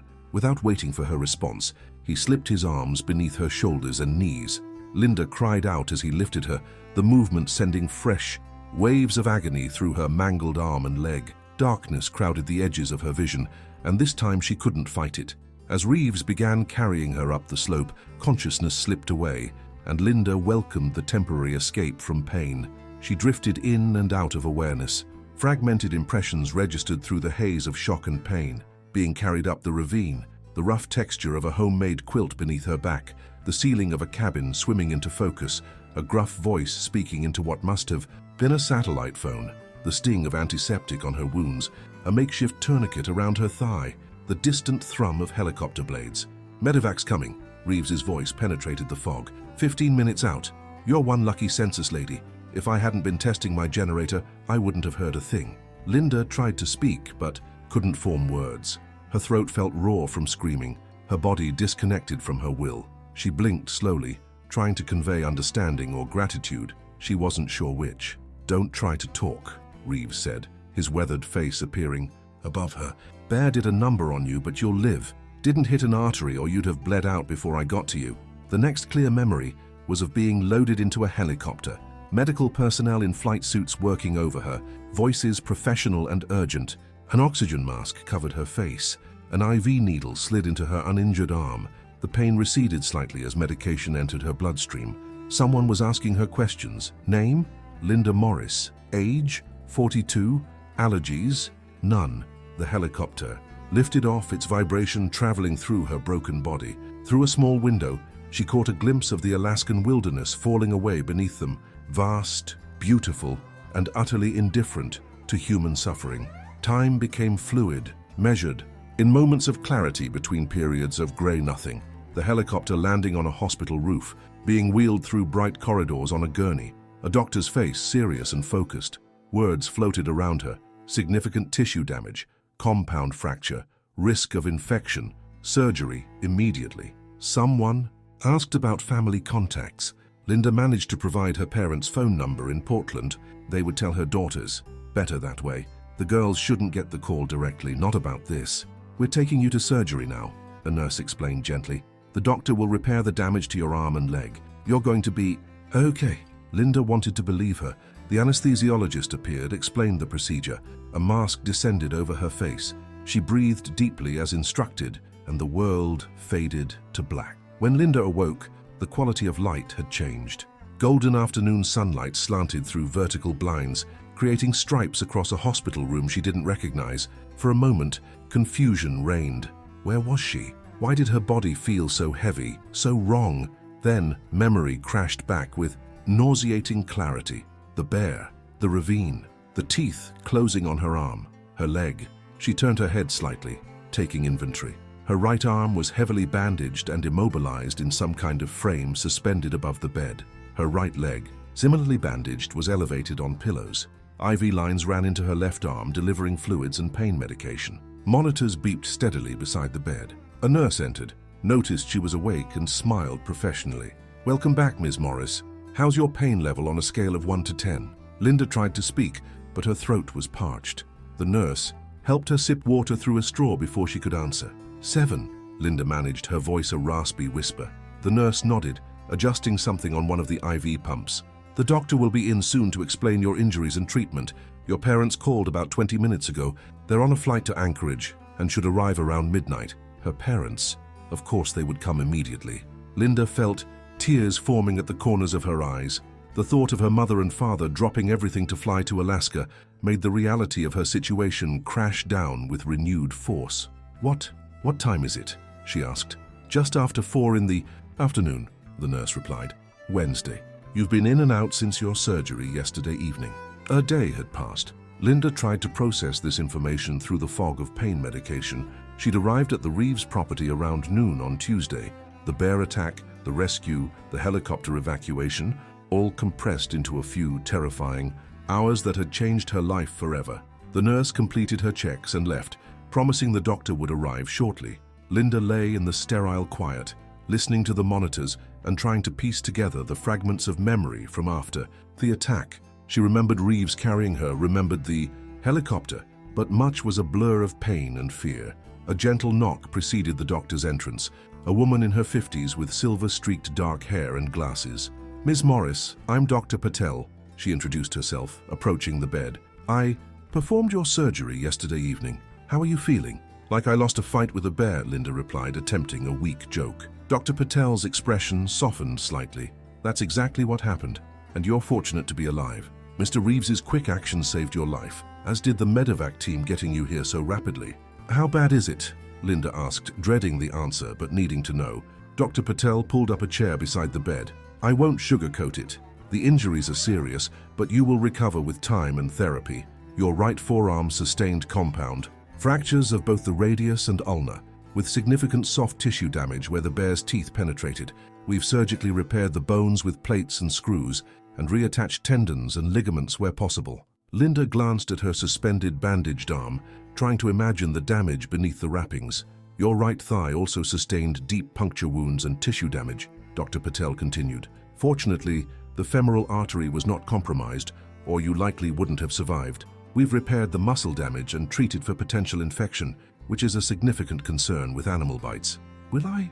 Linda hesitated, almost afraid to ask. Will I walk normally again? With time and dedication to physical therapy, yes, I believe you will, Dr. Patel answered, though I should prepare you that it won't be a quick process. You're looking at several months of recovery for the bone injuries alone, and rebuilding muscle strength will take time beyond that. Several months. The words hung in the air. Linda thought of her temporary assignment in Alaska, scheduled to end in 3 weeks. She thought of her apartment in Portland, her daughters who expected her home next month. Everything had changed in moments. What about my arm? Will I have full use of it? Dr. Patel's slight hesitation was answer enough before she spoke. We won't know the full extent of recovery for some time. The damage was extensive. I'm optimistic you'll regain significant function, but there may be limitations in strength, range of motion, or fine motor control. The reality settled over Linda like a physical weight.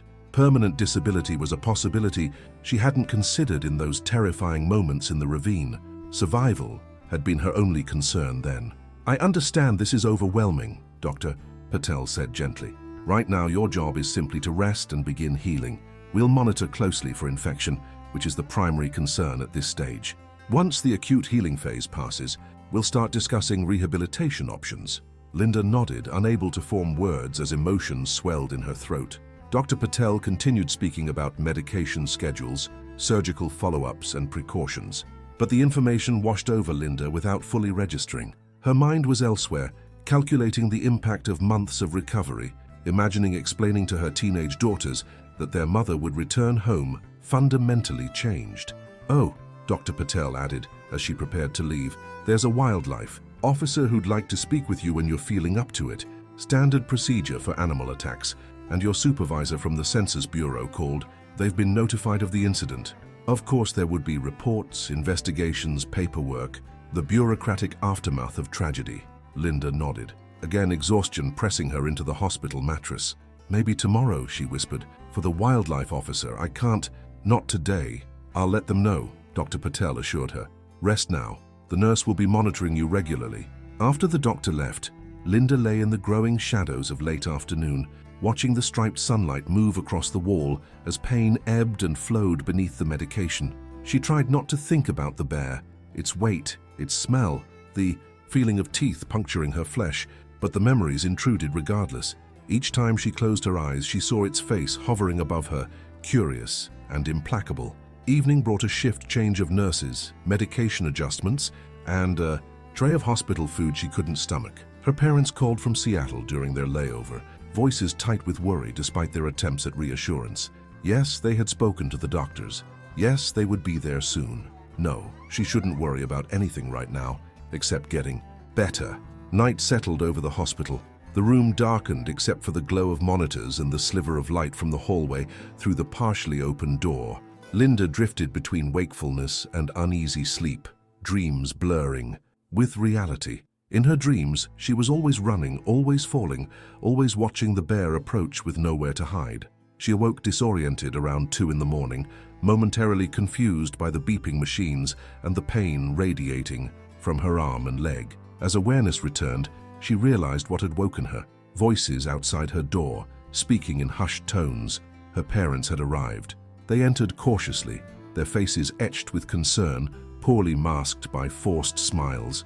Her mother, Janet, looked older than Linda remembered, her short grey hair disheveled from travel. Her father, Robert, seemed to have shrunk somehow, his tall frame hunched with fatigue and worry. Linda, Janet whispered, rushing to the bedside.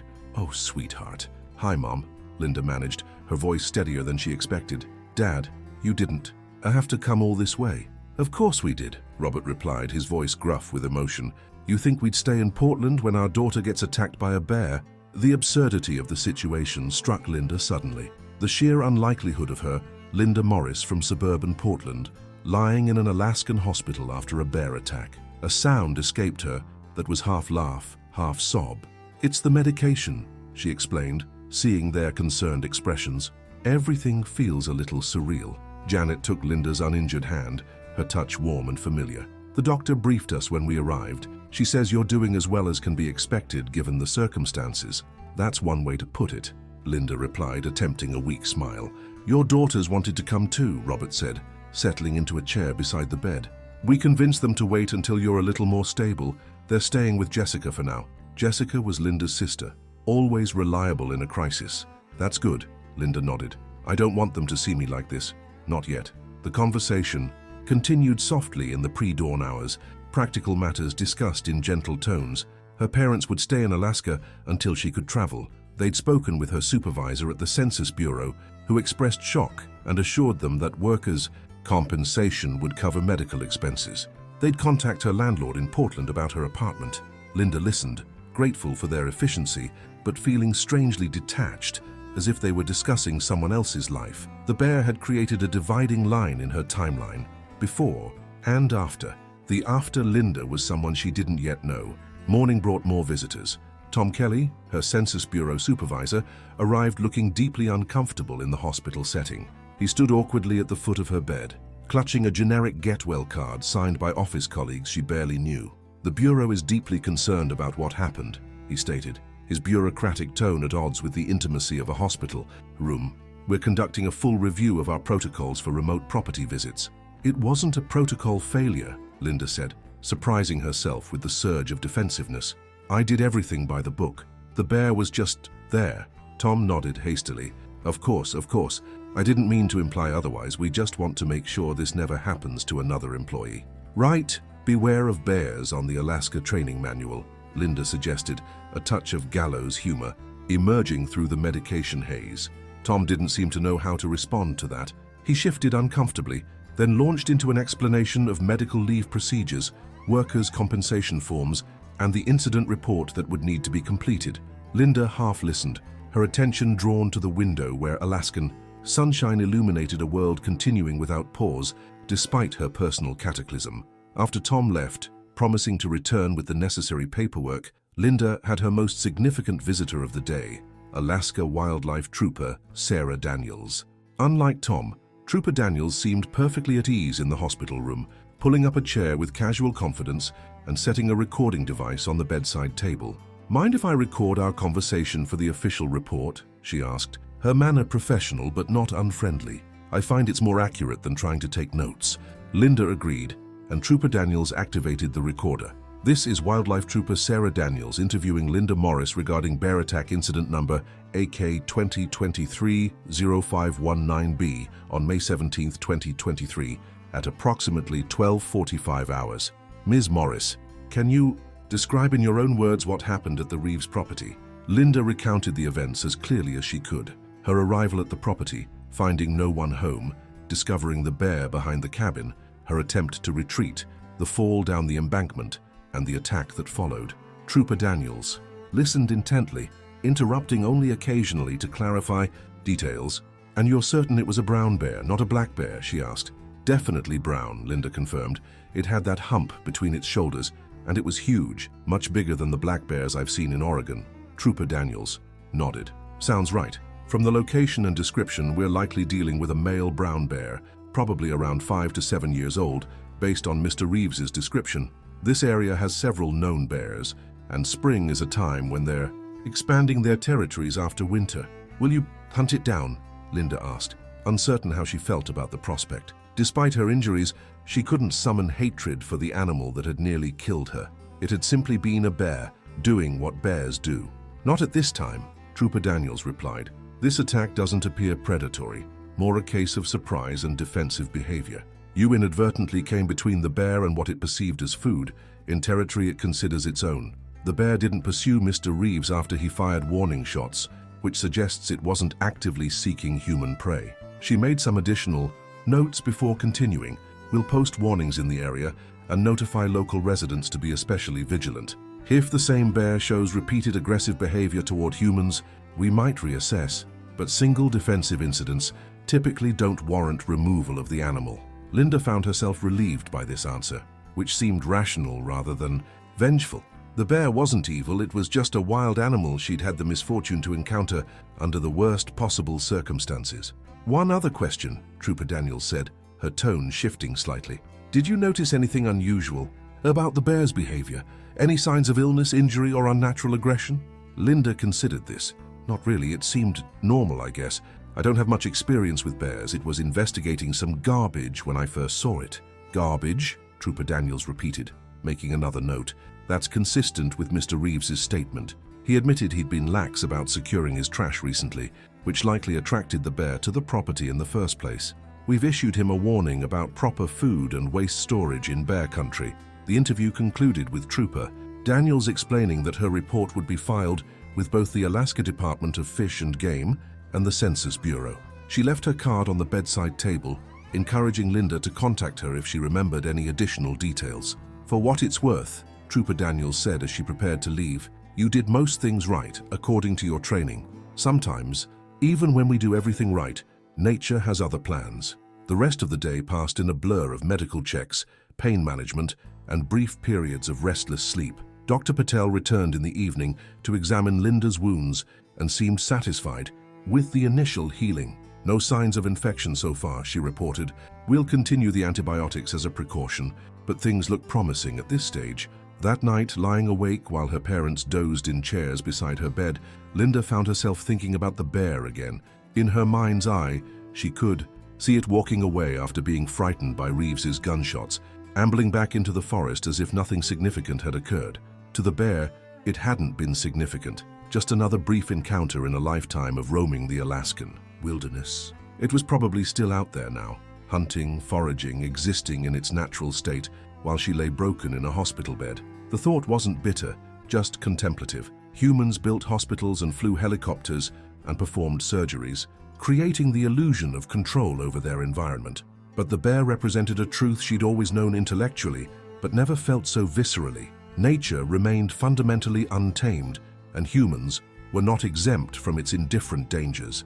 The days that followed established a rhythm of recovery. Physical therapists began gentle movements of her uninjured limbs to prevent muscle atrophy. Wound specialists changed dressings and monitored for infection. Pain management became a carefully calibrated routine of medication adjusted to keep her comfortable without causing complete mental fog. On the third day after surgery, Dr. Patel arrived with news. We've confirmed you're stable enough for transfer to a facility in Portland. I've consulted with specialists there who can continue your care, including the orthopedic follow-up and rehabilitation you'll need. Relief washed over Linda. Going home, or at least closer to home, felt like the first step toward reclaiming some normalcy. When? She asked. We're arranging medical transport for the day after tomorrow, Dr. Patel explained. You'll fly directly to Portland, where an ambulance will take you to the receiving hospital. Your parents can accompany you on the flight. The news energized her parents, giving them a concrete task to focus on. They made calls to prepare for her arrival in Portland, alerting her daughters, coordinating with the receiving hospital, arranging for her apartment to be ready when she eventually left inpatient care. Linda's final day in Alaska brought an unexpected visitor, Michael Reeves himself, the man whose property had become the site of her life-altering encounter. He appeared in her doorway looking uncomfortable and out of place, a weathered baseball cap clutched in his hands. Mr. Reeves, Linda said, genuinely surprised. I didn't expect to see you here. Wouldn't have felt right, not checking on you, he replied gruffly. Wildlife trooper told me you were being transferred soon. Thought I should come before you left. He approached the bed cautiously, as if afraid he might somehow cause her additional pain just by his presence. Up close, Linda could see he was older than she'd initially thought, probably in his 70s, with deep lines etched into his face by decades of Alaskan weather. I wanted to thank you, Linda said. You saved my life. Reeves shifted uncomfortably. Just did what anyone would do. Heard the screams, grabbed my rifle, nothing heroic about it. Still, Linda insisted, I wouldn't be here if you hadn't come when you did. He nodded once, acknowledging this truth. Been thinking about what happened. Should have kept my garbage secured better. Been getting lazy living alone so long. Bear wouldn't have been there otherwise. Trooper Daniels mentioned that, Linda said, but I don't blame you. It was just one of those things. One of those Alaskan things, Reeves corrected with a hint of grim humor. State tries to warn folks, but until you've seen what a bear can do up close, he trailed off, glancing at her bandaged arm and leg. An awkward silence fell between them, two strangers connected by trauma, unsure how to navigate the aftermath. Never did finish your census, did you? Reeves asked finally. Linda laughed, despite herself. No, I guess I didn't. Well, I live alone. Property's been in my family since the 50s. Born in 49, white homeowner, that cover it? That's the essence of it. Linda smiled. Though I'm supposed to use the official form. Suppose they'll send someone else eventually. Reeves shrugged. Just hope the next person makes more noise coming in. Before leaving, Reeves placed something on her bedside table. A small, intricately carved wooden bear no bigger than her palm.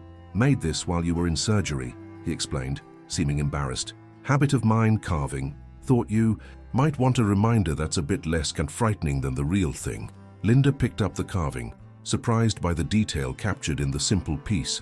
The bear stood on its hind legs, head raised as if testing the wind. Despite everything, she found it beautiful. Thank you, she said sincerely. I'll keep it. After Reeves left, Linda held the carving, turning it over in her hand. It seemed fitting somehow, this small wooden token representing the creature that had changed her life. Not a monster from a nightmare, but a wild animal carved by a man who had lived alongside bears his entire life and still respected them. The next morning brought a flurry of activity as preparations were made for her transfer. Medical records were compiled, medication schedules coordinated, transport arrangements finalized. Dr. Patel visited one last time to check her wounds and provide instructions for the receiving medical team in Portland. You've been an excellent patient, Miss Morris, she said as she completed her examination. I've seen many bear attack victims over my years practicing in Alaska, and your positive attitude will serve you well during recovery. I've had excellent care, Linda replied. I can't thank you enough. As the transport team arrived with a gurney to move her to the waiting medical flight, Linda took a final look around the room that had been her world for the past 4 days. Her gaze lingered on the window and the slice of Alaskan wilderness visible beyond, the same wilderness that had nearly claimed her life and would continue existing, beautiful and dangerous, long after she was gone. Her father noticed her expression. Penny, for your thoughts. Just thinking that I came to Alaska for an adventure, Linda replied.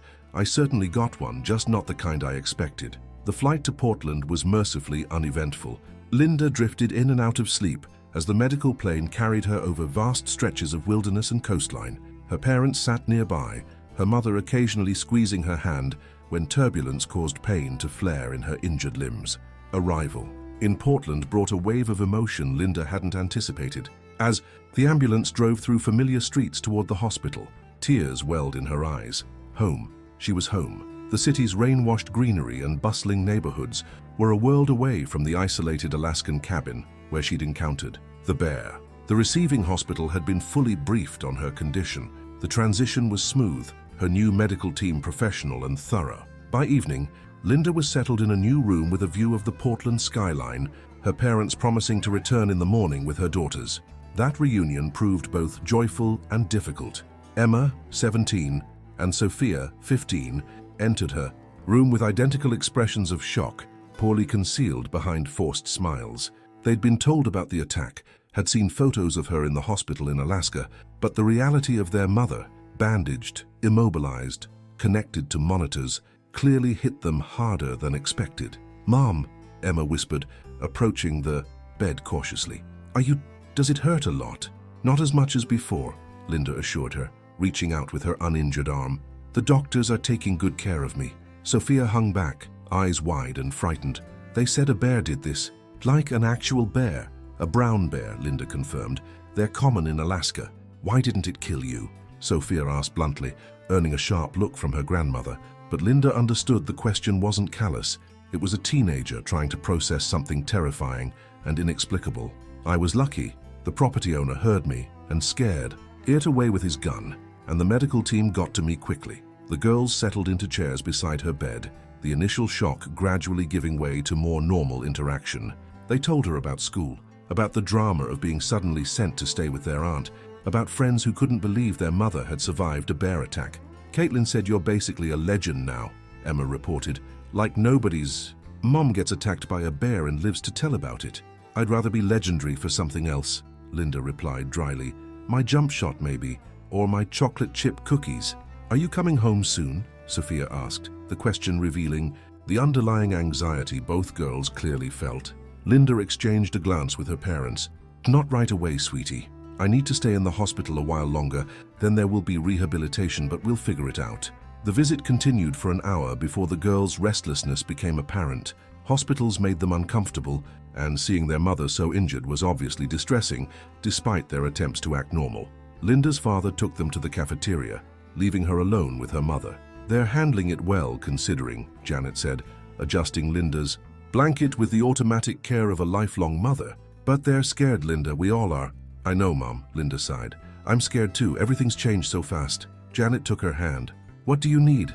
Not just medically, but what do you need from us?" The simple question broke something open inside Linda. For days she'd been focusing on the physical aspects of recovery, pain management, preventing infection, the mechanics of healing. But beneath that lay deeper fears she'd barely acknowledged. "I don't know who I am now," she admitted, voice cracking. "I went to Alaska because I wanted an adventure, because I was tired of being predictable Linda who never takes risks. And now look at me. I'll be lucky if I can walk normally again, let alone have full use of my arm." "You're still you," Janet said firmly. "Nothing about what happened changes the essence of who you are." "Doesn't it, though?" Linda countered. "When I close my eyes, I see the bear, I feel its teeth. That changes a person, Mom." Janet had no easy answer for this, offering only her continued presence as Linda finally allowed herself to cry, not from physical pain, but from the grief of losing the person she had been before the attack. The tears came in great heaving sobs that left her exhausted but somehow lighter, as if some toxic pressure had been released. The days that followed established a new rhythm. Mornings brought physical therapists who worked with her uninjured limbs and began very gentle movement of her healing arm and leg. Afternoons often included visits from her daughters after school, their initial shock gradually replaced by a tentative normality. Evenings were quieter, sometimes with her parents, sometimes alone with her thoughts. A week after her transfer to Portland, Linda received another official visitor, a representative from the Census Bureau's regional office, accompanied by a man she assumed was from the legal department, based on his suit and careful manner of speaking. "Ms. Morris," the regional manager began after introductions, "we want to express our deepest concern about what happened to you in Alaska. The Bureau takes the safety of our employees very seriously." What followed was a carefully worded discussion that Linda recognized as an attempt to establish that the Bureau had not been negligent. Yes, she had received proper training about wildlife encounters. Yes, she had been issued appropriate safety equipment, including the satellite phone that had ultimately summoned help. Yes, she had followed protocols about logging her location and expected return time. "We're conducting a full review of our procedures for remote assignments," the legal representative added. "And of course all your medical expenses are covered under workers' compensation." "What about long-term disability?" Linda asked directly. "The doctors say I may never regain full function of my arm. That could affect my ability to work." The slight hesitation before the legal representative answered told her everything. "We'll need assessments from your doctors as recovery progresses. The Bureau's insurance covers partial disability, but the determinations can be complex." In other words, they were already preparing for potential limitations in what they would cover. Linda wasn't surprised, just disappointed. Bureaucracy remained bureaucracy, even in the face of life-altering injury. "I'm not looking to blame anyone," she assured them, watching their slight relaxation. "The bear wasn't the Census Bureau's fault. I just need to know what support I can count on going forward." They left a stack of forms and pamphlets explaining her benefits and options, promising to remain in contact throughout her recovery. Linda set the materials aside, too tired to process the fine print of disability claims and medical coverage limitations. That night, alone in her hospital room, Linda found herself thinking again about the bear. In her mind, she could see it clearly. Massive shoulders, copper-brown fur catching the filtered sunlight, small eyes regarding her with wild curiosity. She wondered where it was now, whether it still frequented the area behind Reeves's cabin, whether it remembered their encounter at all. The wooden carving Reeves had given her sat on her bedside table. Linda reached for it, running her fingers over the smooth surface. Unlike her nightmares, this representation held no terror, just a recognition of something ancient and powerful that existed beyond human control. 2 weeks after returning to Portland, Linda was transferred to a rehabilitation facility. The move marked progress. Her wounds were healing well, infection had been avoided, and it was time to begin the long process of regaining strength and function. Her new room was smaller, but more home-like, with photographs her daughters had brought from her apartment and a small vase of flowers that her sister refreshed weekly. The rehabilitation regimen was grueling.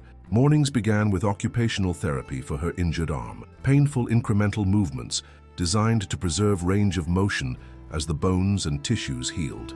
Afternoons brought physical therapy for her leg, graduated exercises that left her sweating and exhausted but determined to progress. "You're pushing yourself too hard," her physical therapist Marcus cautioned after a particularly intense session that left Linda trembling with exertion. "Recovery isn't a race." "It feels like one," Linda admitted, accepting the water bottle he offered. "Every day I'm here is another day my life is on hold." Marcus adjusted the elevation of her leg before responding. "I understand the frustration, but healing follows its own timeline, not yours or mine. Push too hard, and you risk setbacks that could ultimately prolong your recovery." Linda knew he was right, but patience had never been her strength. Before the attack, she'd been the type of person who tackled obstacles head-on, pushing through difficulties with sheer determination.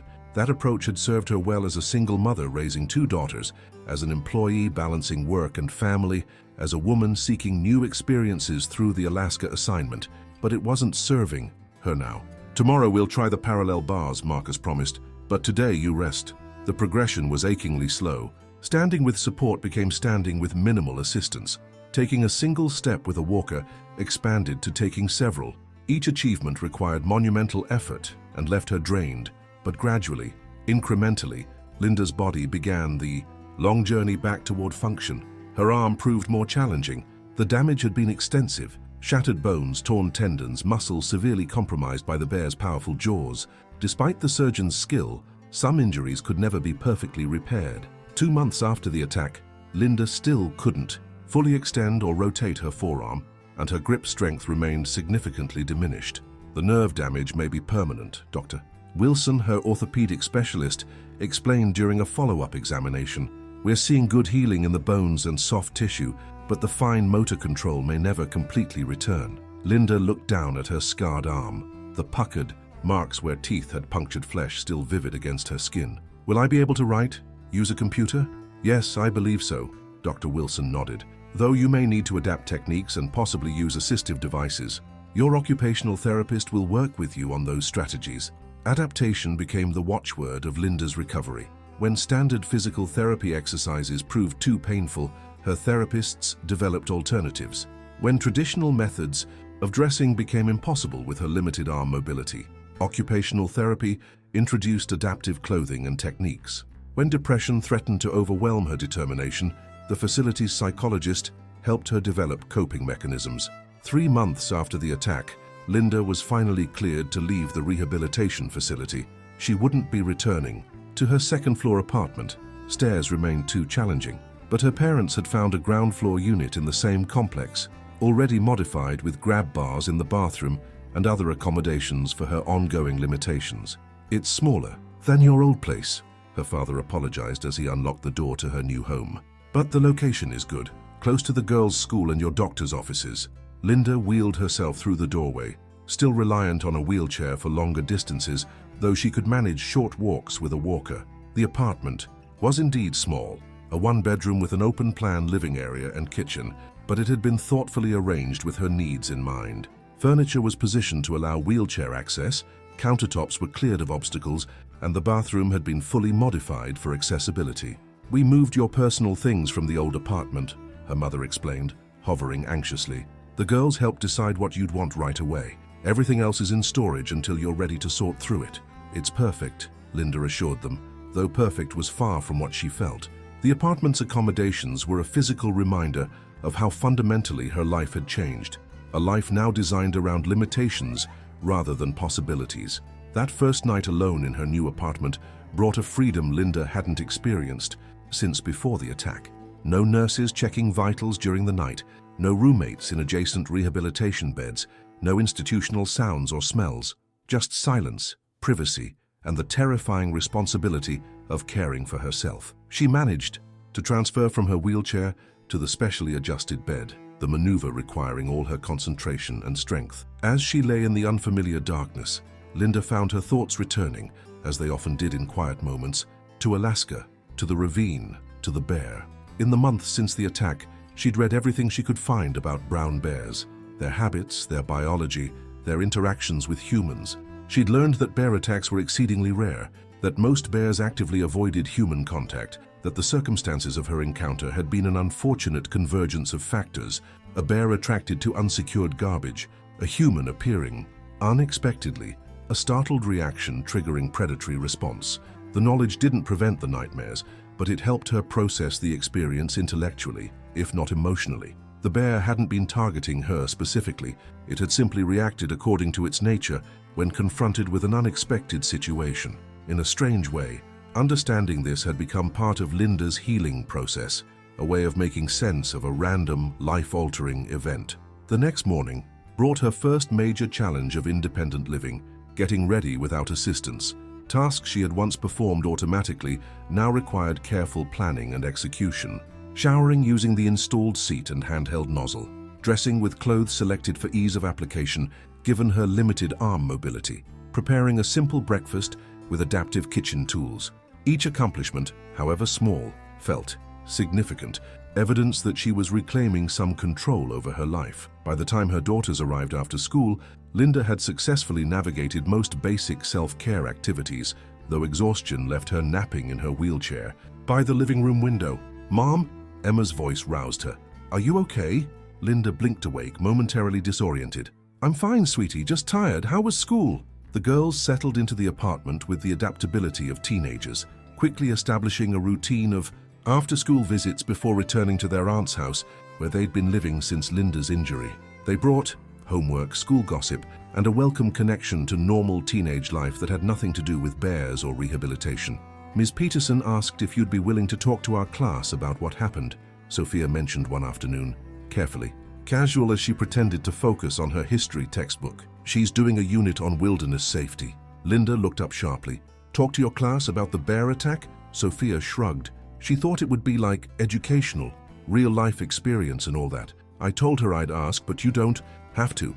The request touched a nerve Linda hadn't realized was so sensitive. Since returning to Portland, she'd spoken about the attack only with medical professionals, family, and the occasional insurance representative. The idea of discussing it publicly, of becoming a cautionary tale for teenagers, made her stomach clench.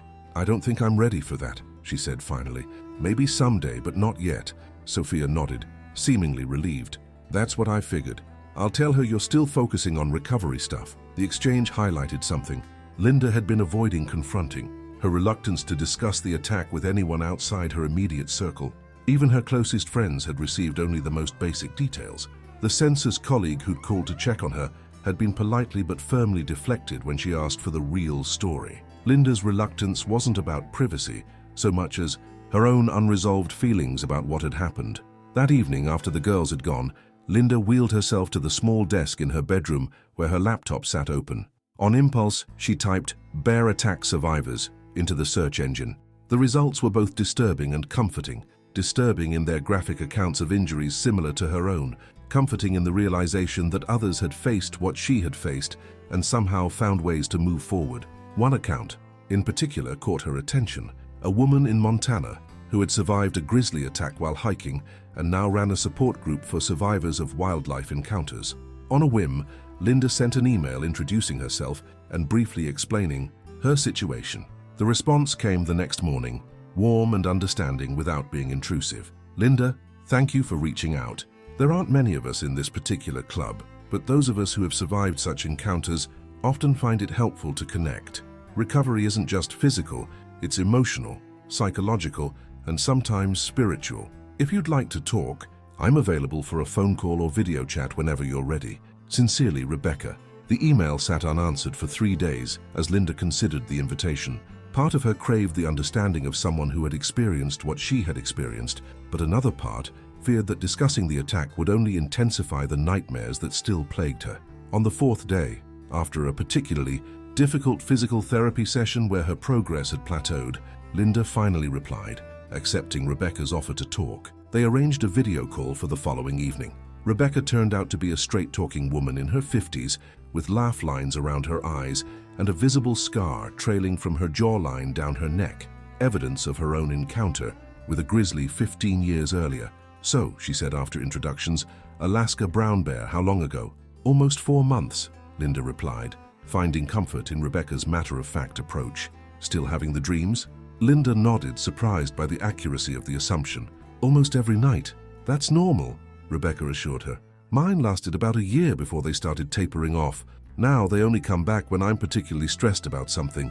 Else, the conversation flowed more easily than Linda had expected. Rebecca asked practical questions about her recovery, offered suggestions for dealing with well-meaning but clueless comments from others, and shared her own experience without dramatization or minimization. The hardest part for me wasn't the physical recovery, Rebecca confessed. It was dealing with people's reactions. Everyone wants to hear the story, but almost no one wants to hear how it actually felt, how it changed you. Yes, Linda agreed, relieved to have the feeling articulated. They want the adventure tale. Woman survives bear attack, but not the reality of months of painful rehabilitation, or the fact that I still can't sleep without a light on. They can't handle it, Rebecca nodded. It reminds them that the world isn't as safe as they pretend it is, that we're all just one random encounter away from catastrophe. The conversation continued for over an hour, covering topics Linda hadn't been able to discuss with anyone else. The strange guilt she sometimes felt about the bear being blamed for following its nature, the phantom sensations of teeth on flesh that occasionally jolted her awake, the frustration of having her entire identity seemingly reduced to bear attack survivor. By the end, Linda felt a weight had lifted, not completely but noticeably. She agreed to join Rebecca's monthly video support group for wildlife attack survivors, a small but global community of people who understood what few others could. 6 months after the attack, Linda achieved a significant milestone. She graduated from her walker to forearm crutches for most short-distance walking. The transition marked real progress in her mobility, allowing her to navigate her apartment and nearby locations with greater independence. Her right leg, while permanently scarred and still weakened, had recovered better than her arm, which remained her most significant limitation. The Census Bureau had maintained contact throughout her recovery, initially through her supervisor, Tom, and later through the regional office's HR department.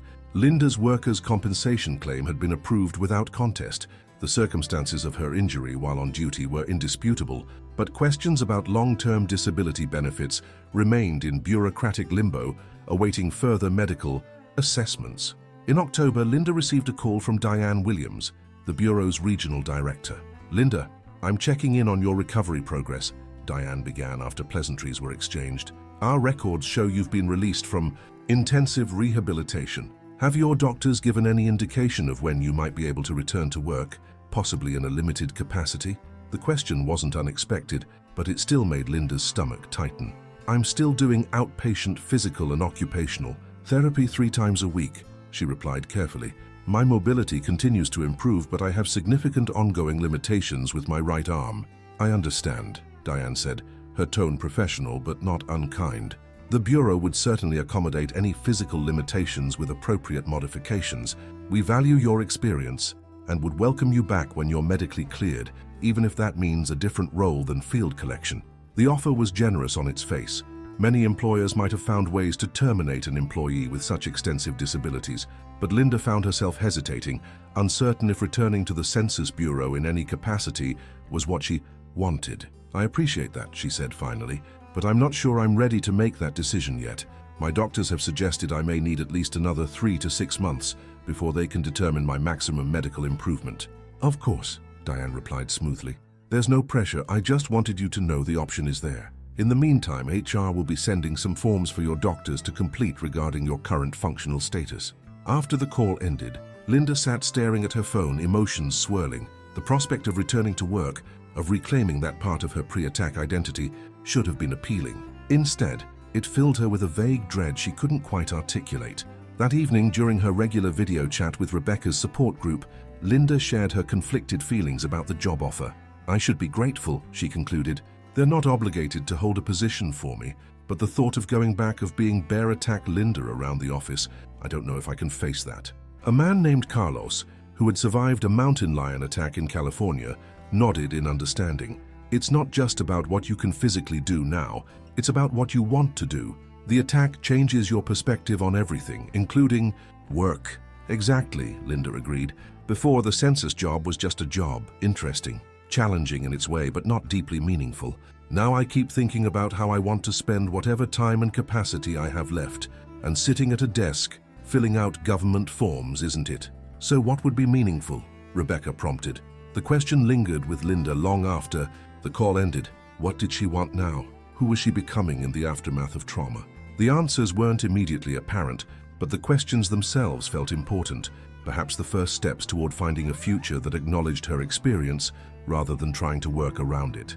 The following week brought a visitor Linda hadn't expected, Trooper Sarah Daniels, the Alaska wildlife officer who had interviewed her in the hospital. She had emailed requesting to meet while she was in Portland for a conference on human-wildlife conflicts. They met at a coffee shop near Linda's apartment, accessible with her forearm crutches. Trooper Daniels was in civilian clothes but carried herself with the same professional confidence Linda remembered from their hospital interview. "You're looking well," Daniels commented after they'd settled at a corner table with their drinks. "Much better than the last time I saw you." "I've come a long way," Linda agreed. "Still have further to go, but I'm making progress."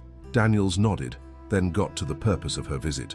"I wanted to update you personally about the situation at the Reeves property. We've been monitoring the area since your attack, and I thought you might want to know what we've found." Linda felt a flutter of anxiety. "Did something else happen? Is the bear still there?" "Nothing dramatic," Daniels assured her, "but we identified the bear through DNA from samples collected at the site. It's a male brown bear, approximately 6 years old, with a territory that spans about 20 square miles, including the Reeves property. We've documented it on trail cameras several times since your encounter." Linda wasn't sure how to respond. The confirmation that her bear was still out there, still living its wild existence, stirred complex emotions. "We've also worked extensively with Mr. Reeves and other property owners in the area on bear-proofing measures," Daniels continued. "Secured garbage containers, proper food storage, that sort of thing. The goal is to reduce attractants that bring bears into close proximity with humans." "Has it worked?" Linda asked. "So far," Daniels nodded. "We've seen a significant reduction in bear activity around the cabins. The animals are still there. It's their habitat after all. But they're staying in the woods where they belong. That's good," Linda said, and meant it.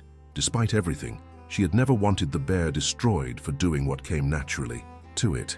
Daniels studied her for a moment. "Most people who've been through what you've been through would want the bear tracked down and killed. That's the typical response to predatory attacks." "But mine wasn't predatory, was it?" Linda countered. "You said yourself it was defensive. I surprised it got between it and food." "That's our assessment, yes," Daniels agreed. "Still, many survivors want retribution regardless of the circumstances. The fact that you don't is unusual." Linda considered this. "Maybe it's because I've had time to process it, or maybe because I've done a lot of reading about bear behavior since then. Understanding helps, somehow." The conversation shifted to Daniels's conference and the broader issues of human-wildlife conflict in expanding human territories. Linda found herself genuinely interested, asking questions about conservation efforts and education programs to prevent situations like hers. "You know," Daniels said as their meeting drew to a close, "the Alaska Department of Fish and Game runs a public education program about wildlife safety. We're always looking for people who can speak from experience, especially those who don't demonize the animals. If you ever wanted to share your story in that context, I think it could be valuable." The suggestion wasn't entirely different from Sophia's teacher wanting her to speak to a class, but somehow it felt different coming from Daniels. More about education than sensation. "I'll think about it," Linda promised.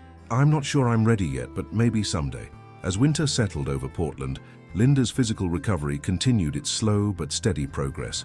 She graduated from forearm crutches to a single cane for most indoor walking. Her arm function remained significantly limited. She could now type with her right hand, though only for short periods, and manage basic self-care, but fine motor control remained elusive. Her medical team began discussing the concept of maximum medical improvement, the point at which recovery would plateau, leaving her with whatever function she had achieved. The diagnosis would have significant implications for disability benefits, future treatment options, and employment possibilities. "We're not there yet," Dr. Wilson assured her during a December appointment, "but we're approaching it for some aspects of your injuries. The nerve damage in your arm, for instance, has shown minimal improvement in the last 2 months. We may need to accept that what you have now is close to what you'll have long-term." The assessment wasn't surprising, but hearing it stated so clearly brought a moment of grief for the capabilities Linda had permanently lost.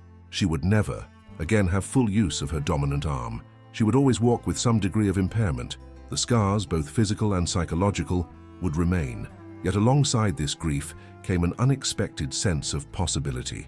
If this was her new reality, then she could stop focusing on getting back to normal and start building a life that accommodated who she was now. The realization was oddly liberating. That liberation manifested in a decision Linda had been contemplating for weeks. She would not return to the Census Bureau even in a modified role. The work no longer aligned with what she wanted to contribute to the world. Instead, she began exploring options for retraining in fields related to wildlife education and conservation, areas that had captured her interest during her recovery.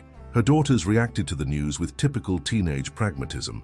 "So you're going to be like a park ranger now?" Sophia asked, looking up from her phone. "Not exactly," Linda laughed. "I'm not sure what specific role I'll pursue. I'm just starting to explore programs and see what might be a good fit with my interests and limitations." Emma, always the more practical of the two, had financial concerns. "But what about money?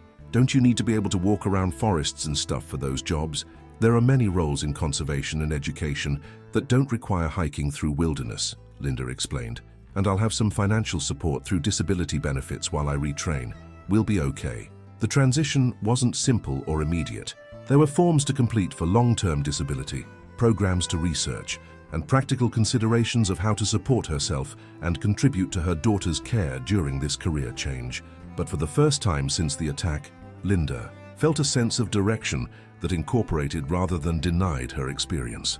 In January, 9 months after the attack, Linda received an unexpected email from Michael Reeves, the property owner who had saved her life. He wrote awkwardly, clearly unused to digital communication, but his message was heartfelt.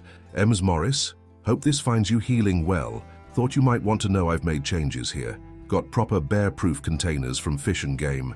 Built better fencing around the property. Wildlife Officer Daniels checks in regular. Haven't seen your bear lately, though found tracks last week by the creek. Think he's keeping his distance now that the easy meals are gone. Still have that federal census fellow come by after you. Told him I already gave my information to you. He didn't seem to believe me. Government types never do. Anyway, just wanted to check if you're mending okay. Regards, M. Reeves." The email made Linda smile.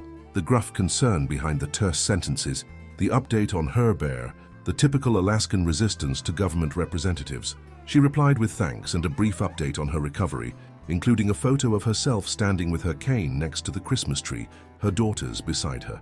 As winter gave way to spring, Linda's life settled into new patterns. Physical therapy continued, though less intensively. She enrolled in online courses in environmental education and wildlife conservation through a program designed for people with disabilities. Her daughters split their time between her apartment and their aunt's house, an arrangement that provided Linda with needed independence while ensuring the girls had stability. The nightmares about the bear had diminished in both frequency and intensity, though they still returned occasionally, especially during times of stress. Linda had learned techniques to manage them: journaling before bed, meditation, and when necessary, medication prescribed by her psychologist. In April, almost a year after the attack, Linda received a formal invitation from the Alaska Department of Fish and Game to participate in a public education campaign about bear safety.